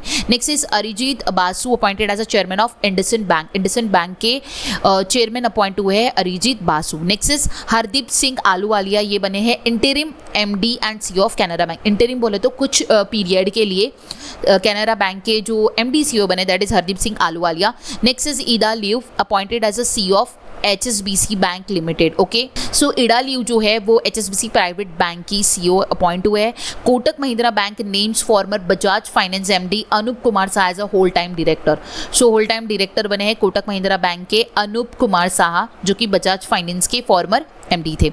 Next is RBI approve Vinay Muralidhar Tonse former SBI MD as a MD and CEO of the Yes Bank for the 3-year term starting in 2026। So Vinay Muralidhar Tonse जो है वो फॉर्मर MD रह चुके हैं SBI के, अब वो अपॉइंट हुए येस बैंक के MD and CEO। Okay, Vinay Muralidhar Tonse new appointment हुई है as a MD and CEO of the Yes Bank for the upcoming 3 years। Okay, so ये सारी जो अपॉइंटमेंट्स है ये रिसेंटली अपॉइंटेड है एंड ये बैंक से रिलेटेड है। सो आपको ये सारी अपॉइंटमेंट ध्यान में रखनी रहेगी। ओके, बढ़ते आगे और देखते हैं next question. So in between आप लोगों के लिए एक इंपॉर्टेंट अपडेट जो है वो आप लोगों को प्रोवाइड करनी है, जो कि है रिलेटेड टू RBI असिस्टेंट। तो रिसेंटली आप सभी को पता होगा कि RBI असिस्टेंट का नोटिफिकेशन रिलीज हुआ है। ओके, एंड नोटिफिकेशन रिलीज होने के बाद हमें काफ़ी सारे कॉमेंट्स आए रिगार्डिंग कंप्यूटर अवेयरनेस कोर्स, क्योंकि आप सभी को पता होगा अगर पास एग्जामिनेशन की हम लोग बात करें, RRBs के जो PO क्लर्क हुआ, जो भी कंप्यूटर अवेयरनेस की एग्जामिनेशन होती है एंड जो भी स्टूडेंट हमारे से जुड़ते हैं वो कंप्यूटर अवेयरनेस के सेक्शन को फुल ऑन मार्क करके आते हैं एंड ऑलमोस्ट वो कंप्यूटर अवेयरनेस के सेक्शन में फुल ऑन मार्क्स जो है वो सिक्योर करते हैं। तो उनकी हाई डिमांड के ऊपर हम लोगों ने कॉम्प्रिहेंसिव स्पेशली फ्रेशली डिज़ाइन जो है RBI असिस्टेंट के लिए कंप्यूटर अवेयरनेस महापैक जो है वो लॉन्च किया है। ये कोर्स को आपको ज्वाइन करना है एंड इस साल की 2026 की जो एक इम्पॉर्टेंट नोटिफिकेशन है RBI असिस्टेंट की, इसमें जो कंप्यूटर अवेयरनेस का जो सेक्शन है इसमें आपको फुल मार्क्स सिक्योर अगर करना है तो इसे आपको ज्वाइन करना है। ओके, सो ये कोर्स जो है काफ़ी ज़्यादा बेनिफिशियल होने वाला है आपकी इस एग्जामिनेशन के लिए, इसे ज्वाइन कीजिएगा। साथ ही साथ जो यूट्यूब पे आपको इंपॉर्टेंट सेशंस प्रोवाइड किए जाते हैं वो सारे आपको साथ ही साथ देखने होंगे।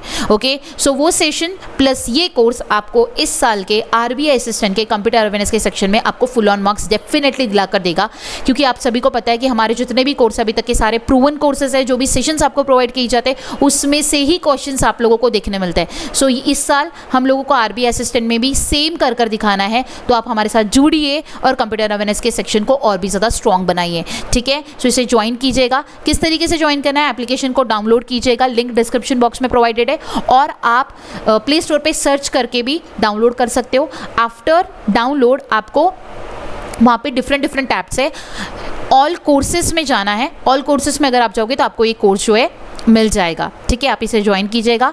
इतना ही नहीं, हमारे एप्लीकेशन पे काफ़ी सारा फ्री डेटा भी प्रोवाइडेड है, काफ़ी सारी free mock test computer awareness की, काफ़ी सारा कंप्यूटर अवेयरनेस का फ्री डेटा भी प्रोवाइडेड है, वो भी आप एक्सेस कर पाओगे।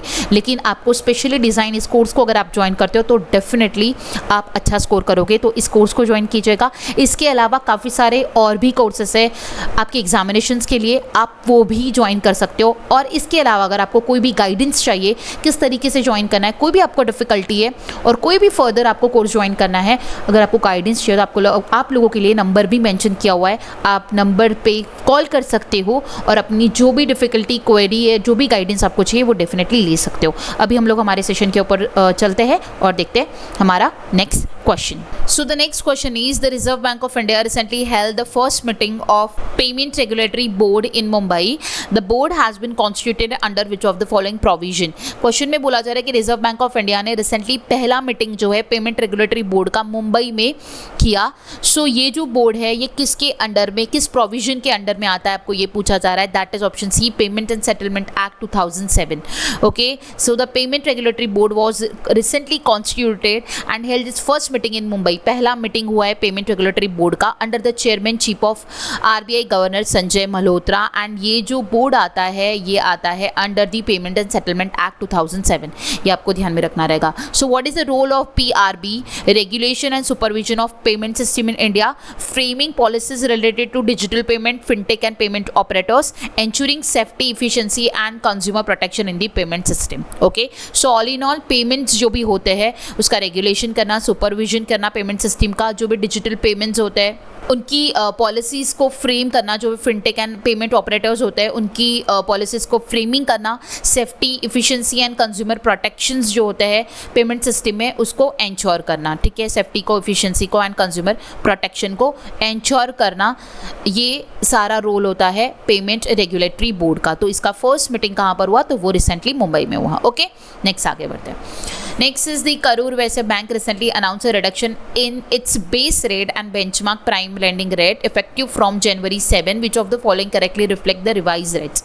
So Karur Vysya Bank जो है उसने अपने रेट्स को, बेस रेट को एंड प्राइम लेंडिंग रेट को जो है, बेंचमार्क प्राइम लेंडिंग रेट जो है इसको रिड्यूस किया है, जो कि इफेक्टिवली लागू किया गया है फ्रॉम जनवरी 7, 2026. सो उसका जो रेट रिफ्लेक्ट हुए वो क्या है, आपको ये पूछा जा रहा है. So base rate is 10.70% and BPLR benchmark prime lending rate is 15.70%. Okay, so ये रिसेंटली करूर वैसा बैंक ने जो है कुछ चेंजेस लाए हैं, तो ये आपको ध्यान में रखना रहेगा. The move is expected to lower the borrowing cost and provide relief to loan customer amid easing interest rate. So base rate movement earlier पहले जो था दैट इज 11.15% था, अब वो रिवाइज जो हुआ है वो 10.70% हुआ है, वो कट हुआ है 45 बेसिस पॉइंट से.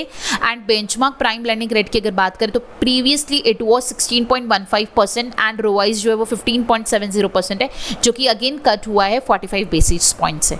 Okay, next, the Delhi government recently sign a landmark MOU with the reserve bank of India. What is the key significance of this agreement? So Delhi government ने रिसेंटली RBI के साथ MOU साइन किया है. इस agreement का significance क्या है, आपको ये पूछा जा रहा है. So option B is the correct answer. It brings Delhi under the RBI's full banking cash and debt management framework for the first time.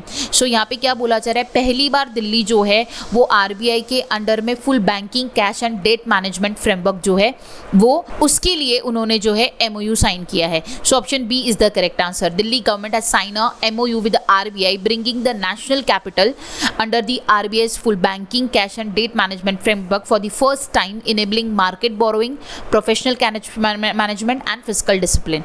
Okay, so ये जो MOU साइन हुआ है it brings Delhi under the RBI's full banking and cash debt management framework. Okay, so option B is the correct answer, ये आपको ध्यान में रखना है. So next, the RBI has proposed to cap banks' dividend payout at what maximum level of profit after tax? Answer is option D, 75% of the profit after tax. So the RBI has proposed capping dividend payout by banks at 75% of their profit after tax. The move aims to strengthen capital buffers, improve financial resilience, ensure long-term stability of India's banking sector. So RBI ने propose किया है जो dividend payout रहेगा बैंकों द्वारा किया गया वो profit after tax के मैक्सिमम 70% होना चाहिए. Okay, so option D is the correct answer. Okay, next question की ओर चलते हैं. Axis bank recently launch a new safety centre feature on its mobile banking application. What is the primary purpose of this initiative? So Axis bank ने recently launch किया है new safety centre feature on its mobile application. इसका primary purpose क्या है इस initiative का, ये आपको पूछा जा रहा है. So answer is option B, to enable customer to manage digital banking security control in real time. So ये जो सेफ्टी सेंटर फीचर है, ठीक है, ये कस्टमर्स को डिजिटली बैंकिंग सिक्योरिटी कंट्रोल जो है उसको मैनेज करने के लिए जो है मदद करेगा रियल टाइम में. So Axis Bank has launch a new safety centre on its mobile banking application to help customer manage digital banking security. Digital banking security जो है कस्टमर जो है इस फीचर को लेकर जो है वो कर पाएगा. The feature allow user to control internet banking, UPI limit, fund transfer and fraud protection tools in the real time. Okay, so इतना ही ध्यान में रखना है. डिजिटल बैंकिंग सिक्योरिटी कंट्रोल के लिए जो है इस सेफ्टी फीचर को जो है एक्सिस बैंक द्वारा लॉन्च किया गया है. Okay, next, in the new Fortuna wave logo what do the 3 waves represent? Federal bank ने जो है लोगो लॉन्च किया है फॉर्चूना वेव का. सो इसमें जो ये वेव्स है 3 वेव्स, ये क्या रिप्रेजेंट कर रही है? Option B is the correct answer, authenticity, togetherness and prosperity. Federal bank launch a refresh and brand identity the Fortuna wave on January 7 in Mumbai. The new logo meaning the 3 waves in the logo represent authenticity, togetherness and prosperity. Brand ambassador is Vidya Balan. Federal Bank established on 1931, headquarter in Alua, Kerala. Okay, so यहाँ पे क्या बोला जा रहा है कि recently federal bank ने अपना जो ब्रांड आइडेंटिटी है उसे रिफ्रेश किया है, द फॉर्चूना वेव. ठीक है, January 7, 2026 मुंबई में इन्होंने इसे रिफ्रेश किया, मतलब कि अपना लोगो जो है वो चेंज किया है. सो ये जो 3 वेव्स इस लोगो में ये क्या रिप्रेजेंट करती है आपको क्वेश्चन में पूछा गया है, तो आपको ये ध्यान में रखना है authenticity, togetherness and prosperity. And इसकी जो ब्रांड एम्बेसडर रिसेंटली अपॉइंट हुए that is Vidya Balan. And इसका स्टैटिक भी आपको ध्यान में रखना रहेगा, हेडक्वार्टर एंड कब एस्टैब्लिश हुआ. ओके, नेक्स्ट क्वेश्चन की ओर चलते हैं। Which section of RBI act 1934 confer the power to the RBI to cancel the certification of registration of the NBFC. देखिए क्वेश्चन क्या बोला जा रहा है, कौन सा सेक्शन है आरबीआई एक्ट 1934 का जो कि आरबीआई को ये पावर देता है कि वो जो एनबीएफसी का जो रजिस्ट्रेशन है, सर्टिफिकेट ऑफ रजिस्ट्रेशन है, उसे कैंसिल कर सके। That is option C, section 45IA under section C. Okay, RBI cancel the certification of registration of 35 non-banking financial companies for failing to comply with the regulatory requirements. So news ये है current की कि recently RBI ने 35 non-banking financial companies का certification of registration जो है वो cancel किया है। सो इससे स्टैटिक क्वेश्चन क्या बना कि किसके तहत जो है ये कैंसिल किया जाता है, ठीक है, that is section 45IA under section 6। This cancellation become effective from December 9 to 31st of December 2025. Additionally, 16 other NBFC voluntarily surrender their certification of registration to the RBI, bringing the total number of cancel registration to 51. Okay, so ये जो cancellation था ये 9 to 31st of December effectively cancel किया गया। Additionally 16 और NBFCs को add किया गया, उन्होंने सरेंडर किया खुद से ही, एंड आफ्टर दैट जो टोटल कैंसिलेशन हुआ है वो 51 एनबीएफसीज का हुआ है। लेकिन हमें स्टैटिक क्वेश्चन पूछा जा सकता है, इसलिए आपको ये ध्यान में रखना है कि आरबीआई एक्ट 1934 के किस सेक्शन में जो है आरबीआई को ये पावर दिया जाता है कि वो एनबीएफसी का जो सर्टिफिकेशन ऑफ रजिस्ट्रेशन है उसको कैंसिल कर सके। That is section 45IA under section 6, option C is the correct answer. Okay, next, the RBI will establish central complaint processing centre under the integrated ombudsman scheme effective from which date. क्या बोला जा रहा है यहाँ पे, RBI ने establish किया है सेंट्रल कंप्लेंट प्रोसेसिंग सेंटर को under the integrated ombudsman scheme जो कि इफेक्टिवली लागू किया जाएगा। That is from July 1, 2026, option C इस क्वेश्चन का करेक्ट आंसर रहेगा। आरबीआई ने एस्टैब्लिश किया है सेंट्रल कंप्लेंट प्रोसेसिंग सेंटर को, ठीक है, under the integrated ombudsman scheme, and ये जुलाई 1, 2026 से जो है इफेक्टिव रहेगा। The move aims to enable faster scrutiny of complaints, improve accessibility and strengthen consumer grievance redressal in banking and financial services. This revised rule clarified that there is a no monetary limit on the value of disputes that can be taken by the RBI Ombudsman. However, for a consequential losses, the Ombudsman can award compensation up to rupees 30 lakh. Additionally, compensation up to 3 lakh may be granted for the loss of time, expenses incurred, harassment or mental anguish suffered by the complainants. So यहाँ पे RBI ने एक central complaint processing centre को establish किया है under the integrated ombudsman scheme जो कि effective होगा फ्रॉम 1 जुलाई 2026। सो ये जो सेंट्रल कंप्लेंट प्रोसेसिंग सेंटर बनाया गया है जिसमें भी कस्टमर की जो भी कंप्लेंट होती है regarding banking and financial services वो सारी जो है वो और भी सिंपलेस हो, फास्टर हो, इम्प्रूव हो, स्ट्रेंथन हो, उसी के लिए इसे एस्टैब्लिश किया गया है। सो इसमें कुछ रिवाइज किए गए रूल्स को वो आपको ध्यान में रखना रहेगा। The revise rule clarify that there is a no monetary limit on the value of disputes that can be taken up by the RBI ombudsman. So यहाँ पे कोई मॉनेटरी लिमिट नहीं है, जो भी कंप्लेंट है उसको करने के लिए कोई ऐसा नहीं है कि पर्टिकुलर इतना लिमिट के ऊपर ही आप कंप्लेंट कर सकते हो, तो ऐसा कोई मॉनेटरी लिमिट सेट नहीं किया गया है। इसके साथ जो भी लॉस होता है उस लॉस के लिए अप टू 30 लाख रुपीस तक का कंपेंसेशन जो है वो प्रदान किया जाएगा, and additionally up to 3 lakh rupees तक का जो कंपेंसेशन है वो दिया जाएगा। किस लिए, अगर कोई कस्टमर कंप्लेंट लेकर आता है उसके लिए उसका टाइम जाता है, उसको जो भी हरासमेंट होती है, मेंटली जो भी वो सफ़र करता है, ये सारे पॉइंट्स के वजह से जो भी उसको दिक्कतें आती है उसके लिए भी एक्स्ट्रा एडिशनली 3 लाख तक का कॉम्पेंसेशन भी एडिशनली प्रोवाइड किया जाएगा। ये रिसेंट के जो रिवाइज रूल है उसमें क्लैरिफाई किया गया है। ओके, सो ये एडिशनली आपको ध्यान में रखना रहेगा। Got it? बढ़ते आगे एंड देखते next question. Which bank was awarded the best fintech and DPI adoption winner title at the IBA banking technology award 2026? So कौन सी बैंक ने recently best fintech and DPI adoption winner का title जो है वो जीत लिया है at the IBA banking technology award 2026? That is Karnataka bank, option B is the correct answer. Karnataka bank ने आईबीए बैंकिंग टेक्नोलॉजी अवार्ड 2026 में for the best fintech and DPI adoption के लिए अवार्ड जो है वो जीता है। The bank also secured a runner up position for the best tech talent and special mention for digital banking, financial inclusion and technology driven innovation. Next, with the support from which organization Tripura Gramin Bank introduced India's first fully solar power ATM van named TGB on wheels. So किस organisation के support के साथ Tripura Gramin bank ने India का पहला fully powered solar powered ATM van जो है वो इंट्रोड्यूस किया है, जिसका नाम रखा गया है TGB on wheels, that is option C NABARD. So Tripura Gramin bank ने इंडिया का पहला fully solar power ATM van TGB on wheels को जो है इंट्रोड्यूस किया है एंड इसके लिए उसने जो है नाबार्ड के साथ मिलकर इसे जो है लॉन्च किया है. ठीक है, supported by the NABARD the initiative aims to deliver uninterrupted banking services in the rural and remote areas of the Tripura. Okay, next is the foreign exchange management regulation 2026 have been issue under which act. It is related to static banking question. क्या बोला गया है कि the foreign exchange management guarantee regulation 2026 जो है इसे issue किया जाता है under which of the following act. So that is FEMA 1999. Option A is the correct answer. Reserve Bank of India has issued Foreign Exchange Management Guarantee Regulation 2026. This regulation provides a consolidated framework for guarantee involving non-residents under FEMA. The FEMA 1999 empowered the RBI to regulate foreign exchange transaction in India. FEMA focuses on facilitating external trade, promoting orderly foreign exchange market and maintaining financial stability. The new guarantee regulation 2026 reinforce this objective by modernizing oversight of cross border financial commitments.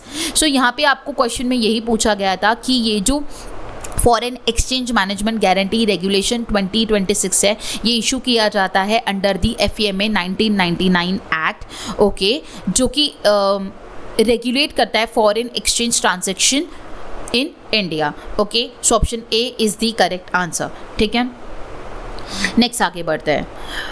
Next आप देख सकते हो एक slide पे आपको 3 questions नज़र आ रहे होंगे, लेकिन इसके ऊपर जो सबसे पहले हम इंपॉर्टेंट जो भी पॉइंट्स हैं वो सारे डिस्कस करते हैं, फिर हम लोग क्वेश्चंस के ऊपर आते हैं, क्योंकि मैंने एक पर्टिकुलर न्यूज़ के ऊपर काफ़ी सारे क्वेश्चंस कवर अप करवाए. सो आपको ये पता चले कि एक पर्टिकुलर न्यूज़ के ऊपर कितने क्वेश्चंस पूछे जा सकते हैं.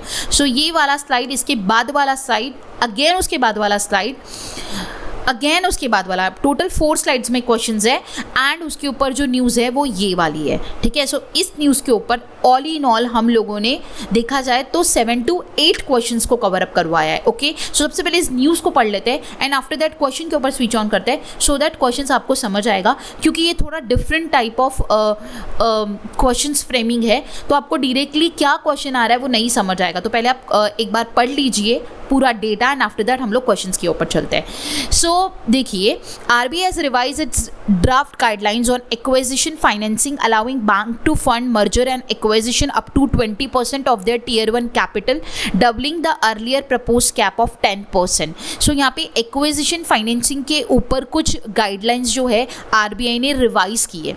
ओके, सो वो सारी जो एक्विजिशन फाइनेंसिंग के लिए जो गाइडलाइंस RBI ने रिसेंटली रिवाइज किए वो हम लोग डिस्कस कर लेते हैं. फर्स्ट इज एक्विजिशन कैप जो है वो डबल किया गया है, 10% से वो 20% कर दिया गया है. Overall capital market exposure limit जो है वो 40% कर दिया है. फाइनेंसिंग अलाउ किया गया है up to 75% of the acquisition value for the both listed and unlisted entities. Okay, so financing जो अलाउ किया जाएगा वो 75% किया जाएगा एक्विजिशन वैल्यू के ऊपर. ठीक है, मैंडेटरी जो डेट इक्विटी रेशियो है उसके लिए लगेगा 3:1. Okay, next is the acquisition must result in the acquirer obtaining control of the target company either through a single transaction or a series of interconnected transaction completed within 12 months from the date of acquisition agreement. So यहाँ पे क्या बोला जा रहा है, ये जो acquisition है अगर इसे कंपनी का जो भी कंट्रोल है वो एक्वायर करना है तो इसमें जो कंपनी जो ट्रांजेक्शन होना चाहिए वो 2 तरीके से होना चाहिए. एक तो कंप्लीट सिंगल ट्रांजेक्शन और a series of interconnected transaction completed within the 12 month from the date of acquisition agreement.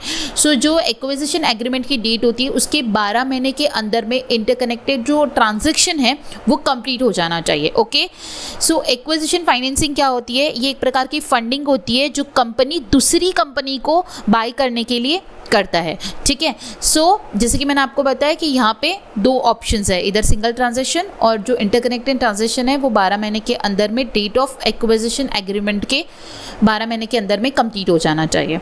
Okay, यहाँ पे जो लेंडिंग स्कोप है उसको भी एक्सपांड कर दिया गया है इस गाइडलाइंस में। तो आप देख सकते हो, banks are now permitted to lend against government securities के अगेंस्ट में वो पैसा देगी, sovereign gold bonds, shares and convertible debentures, mutual funds, exchange traded funds and infrastructure investment trust. So इतने सारे जो स्कोप्स मतलब जो स्कोप्स है मतलब कि जो लेंडिंग ऑप्शंस है वो बैंक ने अलाउ की है, इनके अगेंस्ट में वो कंपनी को क्या करेगी? पैसा देगी। Next is loan to value ratio, ठीक है। अब लोन टू वैल्यू रेशो बोले तो 75% ऑफ द म्यूचुअल फंड के 75% का लोन जो है वो दिया जाएगा, 60% of the shares and NCDs and 85% of the debt mutual funds. So ये भी गाइडलाइन में अनाउंस किया है कि म्यूचुअल फंड के 75% मिलेगा, शेयर्स एंड एनसीडीज के 60% मिलेगा and debt and mutual funds के 85% मिलेगा। सो जैसे कि मैंने आपको बताया कि एक्विजिशन फाइनेंसिंग के लिए, ठीक है, एक कंपनी को दूसरी कंपनी को फंड करने के लिए जो कुछ गाइडलाइंस आरबीआई ने अनाउंस की है। सो यहाँ पे एक्विजिशन कैप जो है वो डबल हुआ है, 10 से 20% हुआ है। कैपिटल मार्केट एक्सपोजर का जो लिमिट है वो 40% हुआ है। एक्विजिशन वैल्यू के 75% तक का फाइनेंसिंग जो है वो अलाउ किया जाएगा। डेट टू इक्विटी रेशियो 3:1 होना चाहिए। फिर जो मैंने बताया कि कंपनी को अगर एक्वायर करना है तो इधर बाय अ सिंगल ट्रांजेक्शन और within a 12 month. Expanding lending scope जो उसको एक्सपांड किया है against government security, sovereign gold bond, shares and non convertible debentures, mutual funds, exchange traded funds and infrastructure investment trust, इन सारे के through जो है बैंक लोन जो है वो प्रोवाइड करेगा। एंड इसमें रेशियोज जो है वो दिए गए, लोन टू वैल्यू रेशियो मतलब कि म्यूचुअल फंड के 75%, शेयर्स एंड एनसीडीज के 60% एंड डेट म्यूचुअल फंड्स के 85%। ओके, आई होप आपको समझ आया होगा कि एक्विजिशन फाइनेंसिंग के ऊपर जो रिवाइज गाइडलाइंस है उसमें क्या क्या पॉइंट्स है। अब इसी के ऊपर क्वेश्चंस हम लोग क्विकली रिवाइज करते हैं। First question is, under the revise draft norms issue by the RBI, bank exposure towards acquisition financing can not exceed dash of their tier 1 capital, that is 20%। Option C is the correct answer. मैंने आपको already बताया कि 10% का increase करके 20% कर दिया गया है। सो वो 20% से ज्यादा नहीं होना चाहिए टियर 1 कैपिटल के। Okay, so option C is the correct answer. Next question is, in terms of acquisition funding, banks are permitted to finance up to what proportion of the total acquisition consideration? So bank जो है finance देगी, ठीक है। So वो up to कितना total acquisition consideration के up to कितना देगी, आपको पूछा जा रहा है। Up to 75% of the acquisition total acquisition value. Okay, so option C is the correct answer, up to 75%। Got it. Next is, as per the updated prudential framework the overall capital market exposure of bank is capped at. Okay, so overall capital market exposure कितना है? 40% है, ठीक है। Option B is the correct answer, 40% of the eligible capital. देखिए again मैं एक और बार वो हाइलाइट्स को आपको बता देती हूँ। आरबीआई ने रिवाइज किया है guideline on the acquisition financing, जिसके तहत बैंक जो है वो फंड करेगा up to 20% of their tier 1 capital, जो कि उसने अपना लिमिट बढ़ाया है 10% से 20% कर दिया है। So second point is, overall capital market exposure limit जो है वो 40% है of the eligible capital and 75% of the acquisition value का for the both listed and unlisted entities का फाइनेंस अलाउ किया गया है। ओके, नेक्स्ट क्वेश्चन के ऊपर आता है। अब नेक्स्ट क्वेश्चन है, the consolidated debt to equity ratio of the acquirer and the target company should not exceed. यहाँ पे डेट टू इक्विटी रेशियो की बात की गई है, एक्वायरर की एंड टारगेट कंपनी की, वो क्या है? 3:1। Option B is the correct answer. Next is, RBI mandate that interconnected acquisition transaction aimed at obtaining control must be completed within dash। देखिए यहाँ पे बात की गई कि आरबीआई ने इंटरकनेक्टेड एक्विजिशन ट्रांजैक्शन का कुछ मैंडेटरी लिमिट जो है वो सेट किया है, जिससे वो जो कंपनी है उसकी कंट्रोल को ऑब्टेन कर सकता है। तो उसका ट्रांजैक्शन उसको कितने दिन के अंदर में कंप्लीट करना रहेगा? Within a 12 month. मैंने आपको ऑलरेडी बताया कि जो ट्रांजैक्शन है interconnected transaction completed within 12 month from the date of acquisition agreement. Okay, इसका आंसर हो जाएगा 12 मंथ। ऑप्शन सी इस क्वेश्चन का करेक्ट आंसर रहेगा। Okay, next, for loan granted against units of mutual funds other than the debt mutual funds, the maximum permissible loan to value ratio is 75%. Option D is the correct answer. हम लोगों ने loan to value ratio में already देखा, mutual funds का 70%, mutual funds के लिए 75%, shares and NCDs के लिए 60% एंड डेट म्यूचुअल फंड्स के लिए 85%। ओके, सो यहाँ पे आपको ध्यान में रखना है कि other than date mutual funds है तो 75% रहेगा और डेट म्यूचुअल फंड्स है तो 85% रहेगा। सो क्वेश्चन में आपको क्या बोला है, म्यूचुअल फंड्स और ब्रैकेट में क्या लिखा है, other than date mutual funds, that means answer will be 75%. So option D is the correct answer. Next question is, what is the RBI prescribed LTV ceiling for advances against list shares and non-convertible debenture? So answer is 60%. Option B is the correct answer. So shares and NCDs के लिए 60% है loan to value ratio. And the last question is, RBI allow relatively higher LTV for loans against debt mutual funds. Identify the correct ceiling. So यहाँ पे answer हो जाएगा 85%. Option C, debt mutual funds के लिए 85% loan to value ratio है. So option C is the correct answer. So हम लोगों ने एक न्यूज़ देखा on the acquisition financing and उसके ऊपर हम लोगों ने कितने सारे क्वेश्चंस देखे। आई होप आपको सारे क्वेश्चन समझ आए होंगे एंड इसी तरीके से आपको आपका प्रिपरेशन करना है सो दैट किसी भी तरीके का क्वेश्चन एक पर्टिकुलर न्यूज़ के ऊपर पूछा जाए आप उसका आंसर कर सको। Okay, next last question from this news, under the expanded lending framework banks are permitted to grant loan again which of the following instruments. So क्या बोला गया है कि ये जो एक्सपांडेड लेंडिंग फ्रेमवर्क है इसके अंडर में बैंक जो है वो परमिट कर रहा है loan against which of the following instruments. First is government security, yes ये था इसमें इंक्लूडेड, सोवरेन गोल्ड बॉन्ड ये भी इंक्लूडेड था, कॉर्पोरेट फिक्स डिपॉजिट ये नहीं था, shares and non convertible debenture yes it is also included, that means 1, 2 and 4 ये करेक्ट हो जाएगा। इस option B is the correct answer. अगर एक्सपांडेड लेंडिंग स्कोप मतलब कि जो इंस्ट्रूमेंट्स की अगर बात करें कि बैंक किस इंस्ट्रूमेंट्स को लोन जो है वो देगा, that is government security, sovereign gold bond, shares and NCDs, mutual funds, exchange traded funds and infrastructure investors. Okay, got it. बढ़ते आगे एंड देखते हैं next question. The aggregate credit exposure of all banks to a borrowing REIT and its SPVs cannot exceed what percentage of the REIT asset value. Again ये जो questions है, ये जो दो क्वेश्चंस आपको दिख रहे हैं इसके ऊपर हम लोग सबसे पहले न्यूज़ को पढ़ लेते हैं सो दैट हमें अच्छी तरीके से समझ आएगा कि क्वेश्चन क्या कह रहा है। सो पॉइंट के ऊपर आते हैं। So the RBI has proposed a draft norms effective July 1, 2026 to allow bank to lend to SEBI regulated listed rates with the strict 49% cap on aggregated bank exposure to REIT asset value. So यहाँ पे क्या बोला गया है कि RBI ने जो है वो कुछ ड्राफ्ट जो है वो रिलीज़ किया है जो कि इफेक्टिव रहेगा फ्रॉम द 1 जुलाई एंड ये जो भी RBI ने ड्राफ्ट रिलीज़ किया है ये सेबी रेगुलेटेड जो रीट्स होती है उसके लिए किया है। उसको बैंक जो है वो लेंड करेगा, जो भी रीट की एसेट वैल्यू रहेगी उसका 49%। ओके, इसी की कुछ इंपॉर्टेंट की पॉइंट्स है उसको हम लोग देख लेते हैं। Key aspect of the propose RBI norms draft, eligibility only listed rates with a minimum of 3 years of operational experience and no adverse regulatory actions are eligible. मतलब कि जो रियल एस्टेट इन्वेस्टमेंट ट्रस्ट है, ठीक है, उनका minimum 3 साल का जो ऑपरेशनल एक्सपीरियंस जो है वो होना चाहिए, उनको ही इसके अंडर में एलिजिबल किया गया है। ओके, एक्सपोजर लिमिट कितना है जैसे कि मैंने आपको बताया है, aggregate credit exposure of all bank to a REIT including its special purpose vehicle और holding companies is capped at 49% of the REIT asset value. Okay, so यहाँ पे जो रीट एसेट वैल्यू है, ठीक है, based on previous financial year, उसका 49% का जो है वो अमाउंट RBI जो है वो लेंड करेगा। एंड यूज रेस्ट्रिक्शन क्या है, loans cannot be use for the land acquisition और speculative activities, they are restricted to operational and completed project. So ये जो लोन प्रोवाइड किया जाएगा ये लैंड एक्विजिशन के लिए नहीं किया जाएगा और स्पेकुलेटिव एक्टिविटीज के लिए नहीं दिया जाएगा, बल्कि ये जो ऑपरेशनल और प्रोजेक्ट कंप्लीट करने के लिए जो है ये लोन जो है वो दिया जाएगा। रीपेमेंट स्ट्रक्चर की अगर बात की जाए, loan must be repaid via amortise schedule, bullet और बलून रीपेमेंट आर डिसअलाउड।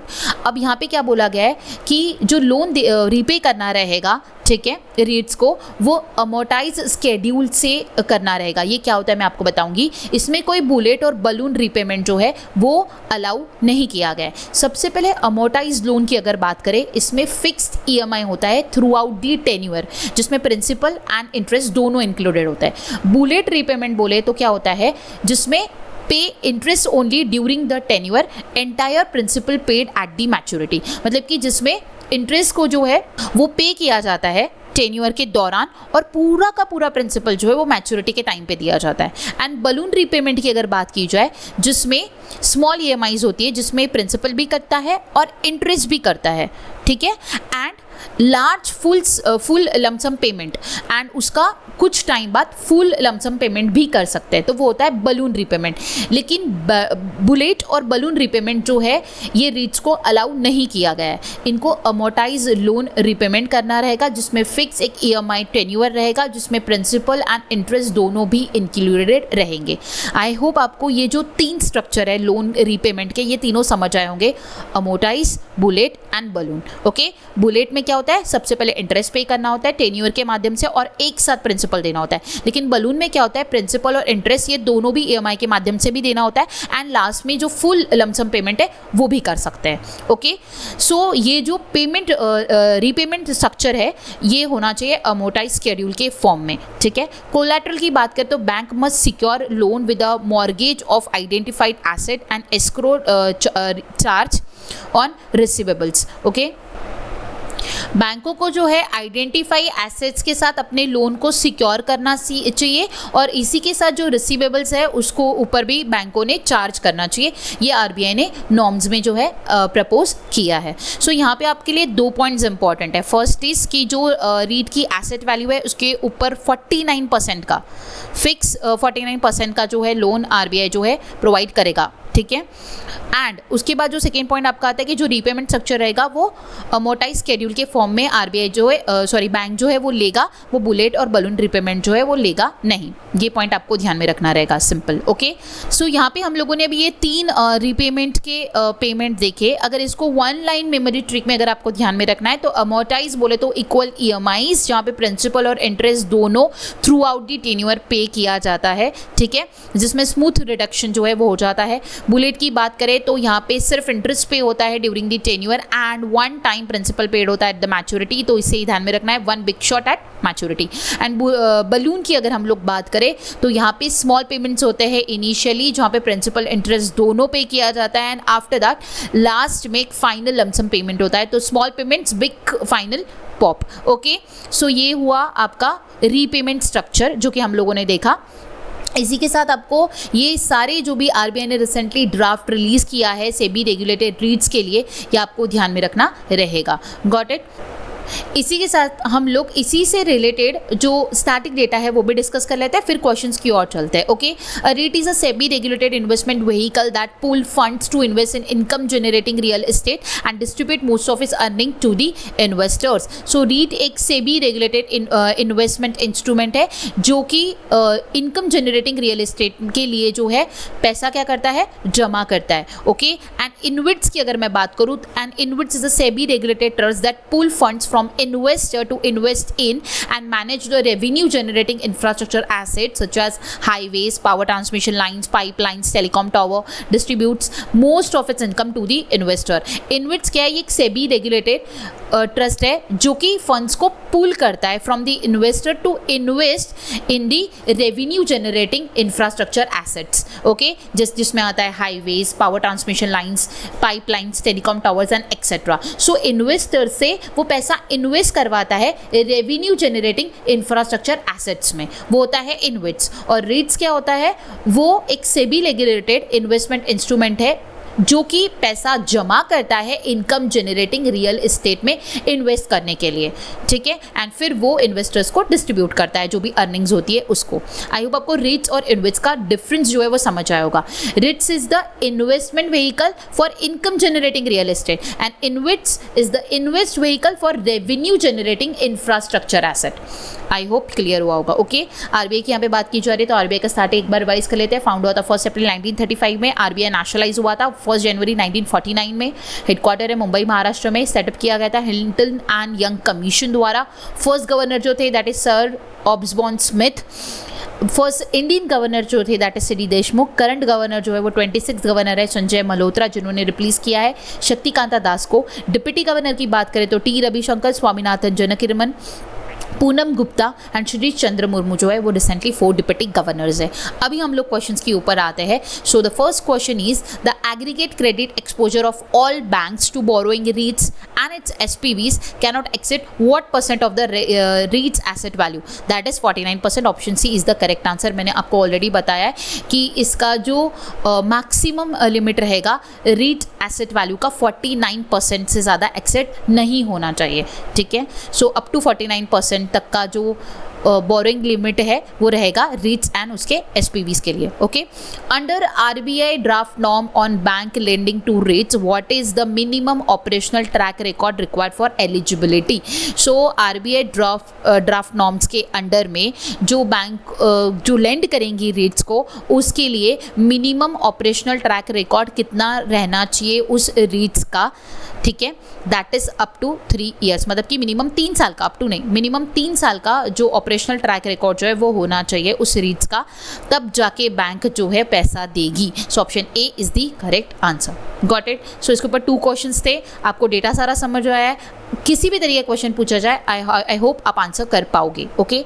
उसी को आप यहाँ पे देख सकते हो, वही सेम पॉइंट को यहाँ पे अगेन डिटेल में एक्सप्लेन किया हुआ है। आप वीडियो को पॉज कर सकते हो और अच्छी तरीके से पढ़ सकते हो। मैंने काफ़ी डिटेल में आपको सारे पॉइंट्स बताए हैं, ठीक है।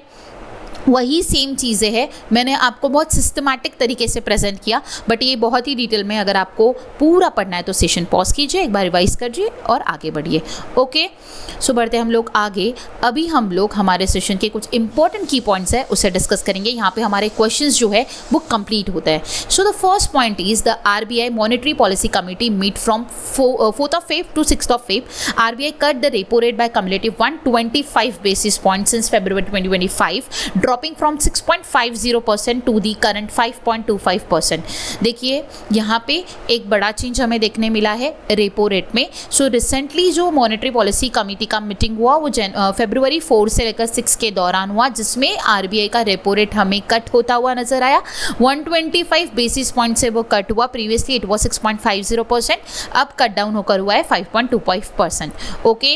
रिवर्स रेपो रेट जो है वो 3.35% है। एसडीएफ जो है वो 5% है। एमएसएफ जो है वो 5.5% है। Bank rate is 5.5% and CRR is 3%, okay. So ये करंट पॉलिसी रेट्स है अपडेटेड फरवरी 2026 तक के। जब भी आप एग्जामिनेशन देने जा रहे हो तो एक बार आरबीआई के साइड से ज़रूर पॉलिसी रेट को रिवाइज कीजिएगा, ओके। आरबीआई का स्टैटिक ऑलरेडी हम लोगों ने देखा है। And what is the repo rate, reverse repo rate, SDF, MSF, ये ऑलरेडी मैंने आपको प्रीवियस सेशन में बताया। अगर आप मुझे फॉलो करते हो आपको पता होगा। अगर आपको एक और बार रिवाइज करना है तो आप ये पढ़ सकते हो, एडिशनल डेटा मैंने आपको प्रोवाइड किया है। Move towards the next one. So next आगे बढ़ते हैं। Next is RBI mandate unique transaction identifier for all over the counter derivative trade from January 1, 2027. So यहाँ पे क्या बोला जा रहा है कि RBI ने January 1 2027 से over the counter derivative trades जो होते हैं उनके लिए यूनिक ट्रांजैक्शन आइडेंटिफायर को जो है मैंडेटरी किया है, okay. The move strengthen the trade reporting, transparency and risk monitoring across the rupee interest rate and foreign currency derivatives, aligning India with the global OTC market. And जो unique identifier transaction को जो mandatory किया है, UTI जो mandatory किया है, इसका purpose क्या है? Uniquely identifies every transaction, prevent duplication in trade reporting, enhances regulatory transparency and improve risk assessment, okay. Next आगे बढ़ते हैं। एनपीसीआई इंटरनेशनल पार्टनर विद मलेशिया's PayNet to enable UPI Due Now secure cross border payments. So यहाँ पे क्या बोला जा रहा है कि एनपीसीआई इंटरनेशनल पेमेंट लिमिटेड जो है NIPL, इसने एग्रीमेंट साइन किया है मलेशिया पेनेट के साथ, ठीक है, जिसके तहत क्रॉस बॉर्डर ट्रांजैक्शन जो होंगे बिटवीन इंडिया एंड मलेशिया होंगे, okay. Next is department of post sign an MOU with the national stock exchange of India limited to distribute mutual fund product through India post extensive network over 1.64 lakh post offices. देखिए क्या बोला जा रहा है, department of post ने MOU sign किया है national stock exchange of India limited के साथ, जिसके तहत म्यूचुअल फंड्स के जो प्रोडक्ट्स है उसको डिस्ट्रीब्यूट किया जाएगा through the India's post offices, okay. So India के जो पोस्ट ऑफिसेस है, ओवर 1.64 लाख पोस्ट ऑफिसेस है, उससे म्यूचुअल फंड के प्रोडक्ट्स को जो है डिस्ट्रीब्यूट किया जाएगा। एंड इसी के लिए डिपार्टमेंट ऑफ पोस्ट ने एनपीसीआई के साथ जो है, sorry, national stock exchange of India के साथ जो है MOU साइन किया है। Under this partnership NSE will provide provide a digital mutual fund platform, handling order placement, processing, settlement in compliance with the SEBI regulation. This initiative aims to boost financial inclusion, increase investor awareness, ensure transparency, encourage greater participation in India's capital market. So India के capital market में जो participation है वो और भी ज़्यादा increase हो, इसलिए NSE ने डिपार्टमेंट ऑफ पोस्ट के साथ ये MOU साइन किया है, जिसके तहत इंडिया पोस्ट ऑफिसेस के थ्रू म्यूचुअल फंड्स के प्रोडक्ट को डिस्ट्रीब्यूट किया जाएगा। ओके, नेक्स्ट आगे बढ़ते हैं। India's gross GST collection touch 1.93 lakh crore in January 2026। 1.93 lakh crore जो है GST कलेक्शन जनवरी मंथ का रहा। GST जो इम्प्लीमेंट हुआ था वो 1 जुलाई 2017 में हुआ था under the 101 constitutional amendment act 2016। Okay, GST collection अगर प्रीवियस मंथ की बात करें तो सितंबर, अक्टूबर, नवंबर, दिसंबर मेंशन है, आप एक बार रिवाइज कर सकते हो। Next is the India's retail inflation stood at 2.75% in January under the revised consumer price index series with the base year updated from 12 to 24, marking the first major revision in over the decade। देखिए क्या बोला जा रहा है यहाँ पे, ये point already हम लोगों ने डिस्कस किया, इसके ऊपर क्वेश्चन जा चुका है कि इंडिया का जो रिटेल इन्फ्लेशन है वो जनवरी मंथ का 2.75% रहा है आफ्टर बेस ईयर का जो अपडेट हुआ है 2012 से 2024 जो है वो हो चुका है। ठीक है, सो यहाँ पे आपको ध्यान में रखना है, अगर प्रीवियस मंथ का CPI बेस रिटेल इन्फ्लेशन आपको पूछा जाए जहाँ पे बेस ईयर 2012 था तो काफ़ी कम देखने मिला है नवंबर, दिसंबर, अक्टूबर का अगर आप देखो तो, लेकिन जब ये रिवाइज हुआ है बेस ईयर 2024 तो इस बार का जो इन्फ्लेशन देखने मिला जनवरी मंथ का दैट इज़ 2.75%। ओके, यहाँ पे रेटिंग जो है की गई है डिफरेंट रेटिंग एजेंसीज द्वारा, ठीक है, जिसमें GDP का ग्रोथ जो है फोरकास्ट किया गया है, तो आप यहाँ पे देख सकते हो Moody rating has projected India's GDP growth at 6.4% for the financial year 26-27, marking it as the fastest among G20 economies। Goldman Sachs की बात की तो 9% for the financial year 26, IMF is 7.3% for the financial year 26, CARE is 7% for the financial year 27, World Bank is 7.2 for the financial year 26 and NSO is 7.4% for the financial year 26। Got it? Next आगे बढ़। Government of India and the World Bank Group announced a new country partnership framework aimed at accelerating job creation across the both urban and rural areas of the country with the 8 to 10 billion in annual financing over the next 5 years। So government of bank and World Bank Group ने यहाँ पे क्या किया है, एक नया country partnership framework जो है वो अनाउंस किया है, जिसके तहत जॉब जो है both urban and rural areas जो है उसके लिए जॉब क्रिएट किए जाएंगे एंड उसी के लिए 8 to 10 बिलियन डॉलर का एनुअल फाइनेंसिंग आने वाले 5 सालों के लिए जो है वो वर्ल्ड बैंक ने दिया है। वर्ल्ड बैंक की अगर बात की जाए तो वो एस्टैब्लिश हुआ था 1944 में एंड हेडक्वार्टर वाशिंगटन DC में। ओके, सो एक कंट्री पार्टनरशिप फ्रेमवर्क जो है वो अनाउंस किया है गवर्नमेंट ऑफ इंडिया ने एंड वर्ल्ड बैंक ग्रुप ने। Okay, next is world bank approve $830 million loan to modernise India skill training institute, boost youth employment with the final maturity of 19.5 years including grace period for 4 years। So यहाँ पे world bank ने $830 million का loan जो है वो India के skill and training institutes को modernise करने के लिए जो है वो अप्रूव किया है, ठीक है, जिससे यूथ एम्प्लॉयमेंट भी बूस्ट होगा। इसका फाइनल मैच्योरिटी जो है वो 19.5 years होगा, जिसमें 4 साल का ग्रेस पीरियड जो है वो दिया गया है। Next is ADB has approve $182 million in additional financing to strengthen flood and river bank erosion management along with the Brahmaputra river in Assam, enhancing disaster preparedness in north east area. So यहाँ पे क्या बोला गया कि ADB ने जो है $182 million का लोन जो है ये अप्रूव किया है to strengthen flood and river bank erosion management के लिए, ब्रह्मपुत्र रिवर जो आसाम के लिए उसके लिए जो है दिया गया है। इसी के साथ साथ जो नॉर्थ ईस्ट इंडिया का जो भी डिजास्टर प्रिपेयर्डनेस है उसको एनहांस करने के लिए ऑल इन ऑल ये पैसा जो है ADB ने अप्रूव किया है। Okay, next is IIFL capital services limited has receive a no objection certificate from SEBI to set up a wholly owned subsidiary at the Gujarat International Finance Tech City International Financial Service Center। So IIFL capital service limited जो है इसे no objection certificate SEBI से मिल चुका है, तो अब ये सेटअप होगा एट द गिफ्ट सिटी, मतलब कि गिफ्ट सिटी गुजरात में इसे सेटअप किया जाएगा as a international financial service centre. Okay, SEBI की यहाँ पे बात की जा रही तो SEBI फाउंड हुआ था 12 अप्रैल 1988 में, हेडक्वार्टर मुंबई में है, चेयरमैन है तुहिन कांता पांडे, एग्जीक्यूटिव डायरेक्टर है G Rama Mohan Rao and setup हुआ था under the Uday Kotak committee. Okay, next हम लोग बात करें तो next is NPCI reported 28.33 lakh crore UPI transaction in January 2026। NPCI was set up in 2008, headquarter is in Mumbai. NPCI ने रिपोर्ट किया है जनवरी के मंथ के UPI ट्रांजैक्शन जो हुए वो 28.33 लाख करोड़ रुपीस के हुए। एंड NPCI की स्टैटिक की बात करें तो ये सेटअप हुआ था 2008 में, इसका हेडक्वार्टर है मुंबई में। Next is IRDAI has reconstituted its reinsurance advisory committee with the immediate effect for 3-year tenure. V. Girija Kumar, former CMD of Oriental Insurance Company Limited, has been appointed as a chairman of the committee. देखिए IRDAI ने यहाँ पे क्या किया है, एक री insurance advisory committee को कंस्टिट्यूट किया है, ठीक है, 3 सालों के लिए। सो वी गिरिजा कुमार जो है वो इसकी चेयरमैन बनी है, जो कि फॉर्मर चेयरमैन एंड MD रह चुके ओरिएंटल इंश्योरेंस कंपनी लिमिटेड की।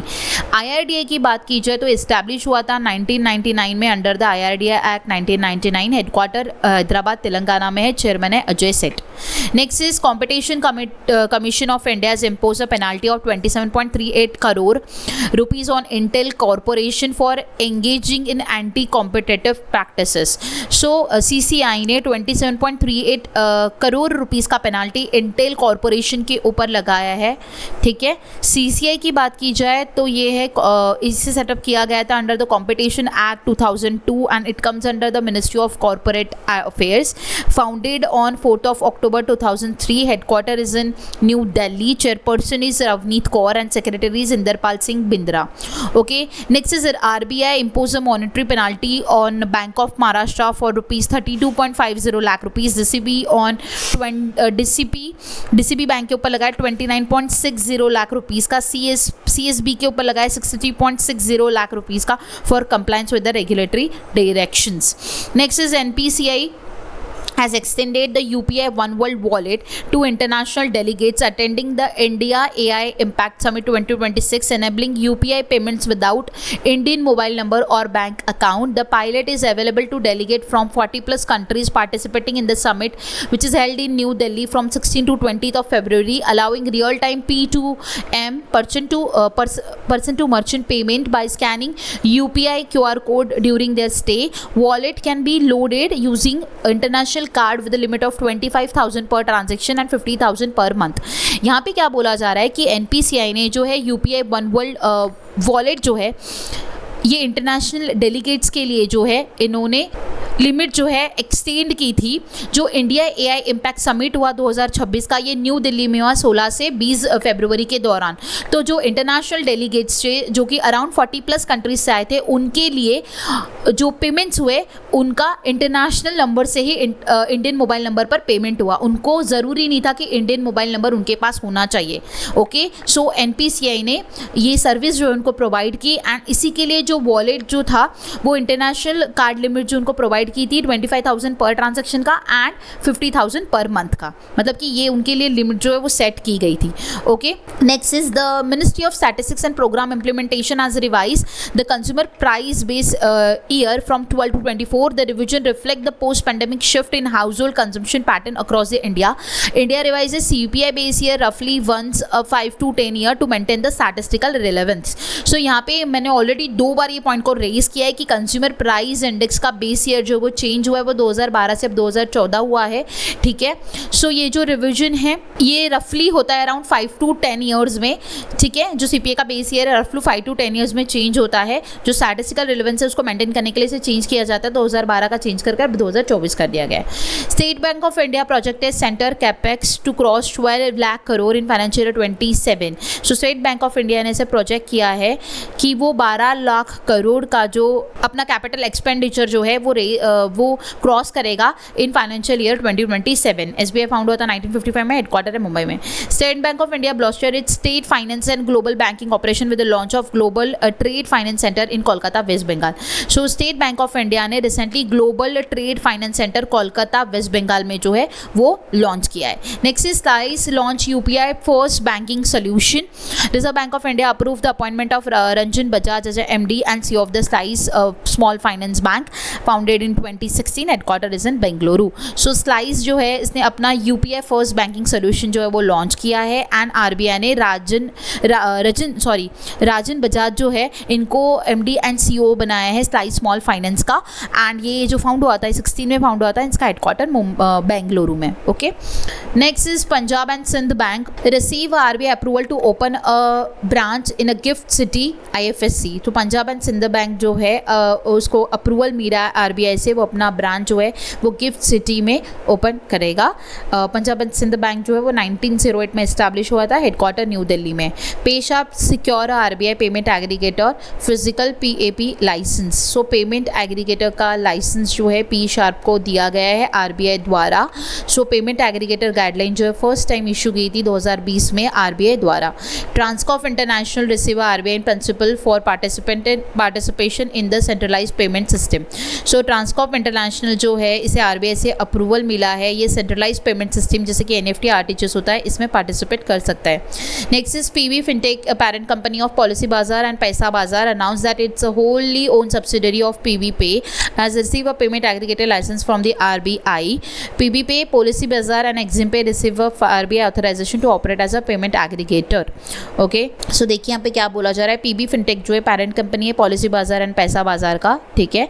सो इसे जो है पेमेंट एग्रीगेटर का लाइसेंस RBI से मिल चुका है एंड इसी के साथ एक्जिम पे जो है उससे भी पेमेंट एग्रीगेटर का लाइसेंस जो है वो मिला है. ये जो ऑथराइजेशन है वो ग्रांट किया जाता है under the payment settlement act 2007. Next is RBI approve ICICI Prudential AMC to acquire 9.95% stake in 8 banks including HDFC and Bandhan bank.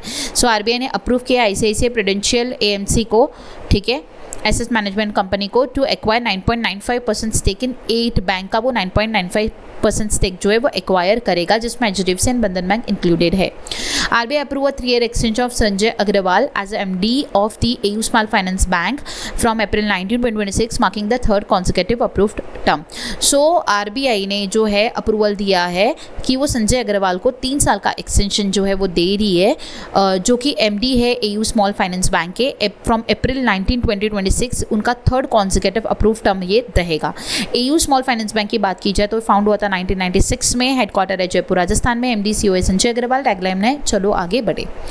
Next is Airtel Money has received a certification of registration from RBI. The approval allow a Bharti Airtel subsidiary to operate as a Type 2 non-deposit accepting non-banking financial company. A Type 2 non-deposit taking non-banking financial company is an entity regulated by the RBI that either intend to accept funds, public funds और have a direct customer interface. So यहाँ पे क्या बोला है, Airtel money जो है इसे certification of registration जो है मिला है RBI से, ठीक है. ये जो अप्रूवल है ये भारतीय एयरटेल को ऑपरेट करवाएगा एज अ टाइप 2 NBFC. ओके, इस अप्रूवल से जो भारतीय एयरटेल है वो ऑपरेट होगी एज अ टाइप 2 NBFC, ठीक है. Next is DBS Bank and Visa announce a joint pilot under the Visa Intelligence Commerce to drive the future of a agent-initiated payment. DBS is the first issuer in the Asia Pacific to pilot this technology, which allow AI agent to complete everyday tasks like food, beverage order on behalf of the customer using DBS POSB credit and debit card. So DBS Bank and Visa जो है इन्होंने एक project को announce किया है Visa Intelligent Commerce, जिसके तहत AI agent जो है वो सारे ट्रांजैक्शंस जो है वो खुद करेगा, ठीक है. और DBS बैंक जो है पहला इशूअर बना है एशिया पैसिफिक जो इस टेक्नोलॉजी को क्या कर रहा है, एक्सेप्ट कर रहा है, जिसमें AI एजेंट जो है वो कंप्लीट जो है सारे टास्क जो है वो खुद कंप्लीट करेगा. एवरीडे टास्क जैसे कि फूड बेवरेज ऑर्डर करना, ठीक है, कस्टमर के बिहाफ पे वो सारे ऑर्डर्स खुद करेगा, ठीक है. Next is RBI announce a framework for compensating victims of small value digital fraud up to 25,000 aiming to strengthen the trust in India's fastest growing digital payment ecosystem. So यहाँ पे RBI ने एक framework announce किया है जिसमें वो small value digital frauds जो होता है उसके लिए अप टू 25,000 तक का जो अमाउंट है वो कॉम्पेंसेट करके देगा. सो इसका उद्देश्य यही है कि इंडिया का जो fastest growing digital payment ecosystem है उसको और भी ज़्यादा स्ट्रेंथन किया जाए, क्योंकि डिजिटल फ्रॉड्स होने की वजह से जो कस्टमर होता है उसका जो ट्रस्ट है वो लॉस हो जाता है। सो कहीं ना कहीं उसी के लिए आरबीआई ने ये फ्रेमवर्क लाया कि जो भी लॉस होता है स्मॉल वैल्यू डिजिटल फ्रॉड जो होता है उसके ऊपर जो भी विक्टिम्स है उसको अप टू 25,000 तक का कंपनसेशन जो है वो प्रोवाइड किया जाएगा। Next is RBI NPCI collaborate with Nvidia to advance India sovereign AI infrastructure for digital payments. The collaboration aims to support large scale real time payment system with enhanced trust, resilience and security. NVIDIA will provide advanced AI accelerated computing platform to strengthen NPCI digital payment infrastructure. So यहाँ पे क्या बोला जा रहा है, NPCI ने NVIDIA के साथ कोलैबोरेट किया जिसके तहत जो डिजिटल पेमेंट है वो और भी ज़्यादा स्ट्रेंथन हो। ठीक है, उसको स्ट्रेंथन होने के लिए जो है एनवीडिया के साथ कोलैबोरेशन किया है। एनवीडिया जो है वो एडवांस एआई प्रोवाइड करेगा, ठीक है, जिससे एनपीसीआई का जो डिजिटल पेमेंट इंफ्रास्ट्रक्चर है वो और भी ज़्यादा स्ट्रेंथन होगा। Next is Equitas small finance bank ने पार्टनरशिप किया है भारतीय एक्सेल लाइफ इंश्योरेंस के साथ अंडर द बैंक का इंश्योरेंस मॉडल। ओके, सो इक्विटस स्मॉल फाइनेंस बैंक जो है वो भारतीय एक्सेल लाइफ इंश्योरेंस के प्रोडक्ट को स्केल करेगी। बैंक का इंश्योरेंस मॉडल उसी को कहती है कि वो उसका इंश्योरेंस जो है वो इस बैंक के थ्रू स्केल किया जाएगा। इक्विटस स्मॉल फाइनेंस बैंक का हेडक्वार्टर जो है वो चेन्नई में। Next is Axis bank launch a rooftop solar finance for MSMEs to promote a green energy. So Axis bank जो है वो रूफटॉप सोलर फाइनेंस जो है वो प्रोवाइड करेगी फॉर एमएसएमईज के लिए, जिसका उद्देश्य है ग्रीन एनर्जी को प्रमोट करना। एक्सिस बैंक जो स्टैब्लिश हुआ था 1993 में हुआ था, इसका हेडक्वार्टर मुंबई में है। Okay, next is Tamilnad Mercantile Bank partner with Techfini to strengthen UPI acquiring and issuing capabilities. Okay, so यहाँ पे तमिलनाडु मर्केंटाइल बैंक जो है टीएमबी जो है इसने टेकफिनी के साथ पार्टनरशिप किया है जिसके तहत यूपीआई को और भी ज़्यादा स्ट्रेंथन किया जाएगा। तमिलनाडु मर्केंटाइल बैंक की अगर बात की जाए तो तुथिकुड़ी तमिलनाडु में इसका हेडक्वार्टर है। एमडीसीओ है थिरुसेल्ले एस नायर। टेकफिनी की बात की जाए तो चेन्नई तमिलनाडु में इसका हेडक्वार्टर है। फाउंडर है मिथुन संचेती एंड सीईओ है Siddhartha Sancheti. Next is SBI launches first global capability centre in Bengaluru. पहला कैपेबिलिटी सेंटर जो है एसबीआई ने लॉन्च किया है स्टेट बैंक ऑफ इंडिया ने बेंगलुरु में, जो कि फाउंड हुई है 1955 में, हेडक्वार्टर है मुंबई में। HDFC Bank integrated with CBDC into a smart gateway to enable digital rupee payment.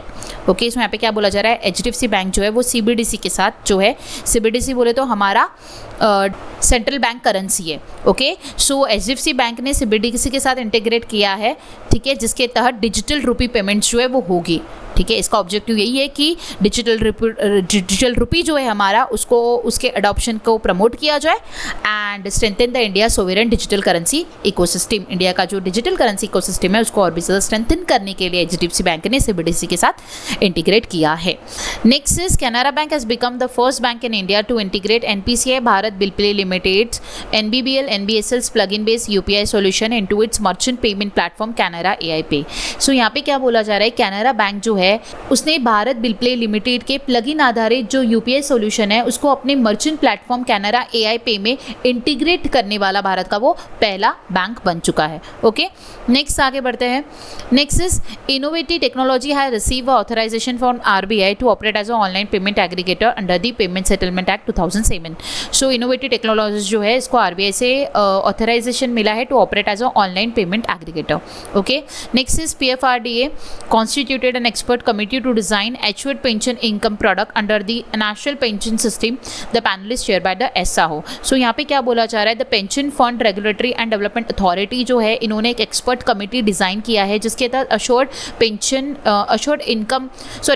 Pension income product जो है इसको डिज़ाइन किया जाएगा under the national pension system and ये जो कमेटी है इसे चेयर किया जाएगा एस साहू द्वारा।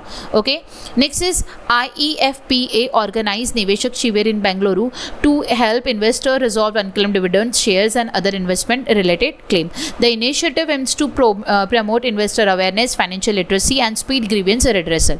So यहाँ पे IFPA जो है इन्होंने निवेशक शिविर को जो है ऑर्गेनाइज किया बेंगलुरु में, जिसके तहत इन्वेस्टर्स जो भी अपने अनक्लेम्ड डिविडेंड्स, शेयर्स के एंड अदर इन्वेस्टमेंट रिलेटेड जो भी क्लेम्स है उसको रिजॉल्व कर पाएंगे। इसका उद्देश्य यही है कि इन्वेस्टर की अवेयरनेस को प्रमोट किया जाए, फाइनेंशियल लिटरेसी को और भी ज़्यादा बेहतर किया जाए एंड जो ग्रीवेंस रिड्रेसल जो है वो और भी ज़्यादा स्पीडीली हो।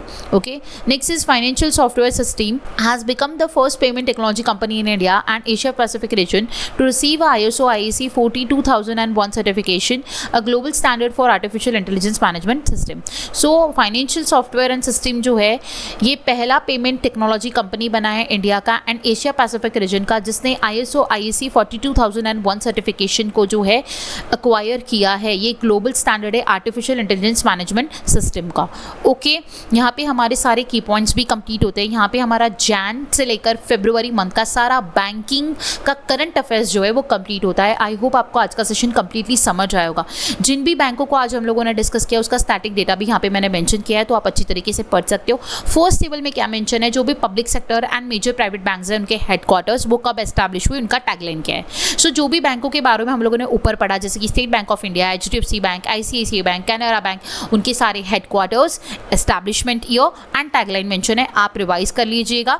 नेक्स्ट स्लाइड में अगर आप आते हो तो जो भी regional and small finance bank है, जैसे कि फेडरल बैंक के बारे में हमने देखा, कर्नाटका बैंक के बारे में देखा, ESF स्मॉल फाइनेंस बैंक के बारे में हम लोगों ने डिस्कस किया, सूर्योदय स्मॉल फाइनेंस बैंक के बारे में हमने डिस्कस किया, तो उनका हेडक्वार्टर, उनका establishment year and again tagline जो है वो मेंशन है, ये भी आप पढ़ सकते हो। नेक्स्ट स्लाइड में अगर आप आते हो तो कुछ इंपॉर्टेंट ऑर्गेनाइजेशंस को हमने देखा, जैसे कि नाबार्ड हुआ, NPCI हुआ, PFRD हुआ, तो इनका भी हेडक्वार्टर एंड एस्टैब्लिशमेंट ईयर जो है वो मेंशन है। लास्ट साइड में अगर आप देखते हो तो यहाँ पे बैंक्स और उनके MD CEO मेंशन है। जैसे स्टेट बैंक ऑफ इंडिया, इसके MD एंड CEO जो है दैट इज रवि रंजन, जिन्हें अपॉइंट किया गया था December 15 को रिसेंटली। अगर कुछ मंथ की बात करें तो दिसंबर अभी जस्ट गया है। सो ये अभी रहेंगे MD CEO until September 30, 2028। Okay, next is HDFC bank and so on. So ये सारी बैंक जो है इनके MD CEO मेंशन है, सो आप ये भी पढ़ सकते हो। And next is heads of the financial regulatory bodies, जैसे कि RBI हुआ है, SEBI हुआ है, IRDA हुआ है, PFRD हुआ है, तो इनके भी हेड्स जो है वो मैंने मेंशन किए। सो ऑल इन ऑल ये कंप्लीट स्टैटिक डेटा आपको प्रोवाइड किया है। काफ़ी बार आपको ये बात पता है कि क्वेश्चन जो है वो स्टैटिक डेटा से पूछे जा रहे हैं, तो आपको करंट तो पढ़ना ही है, साथ ही साथ आपको स्टैटिक भी पढ़ना होगा।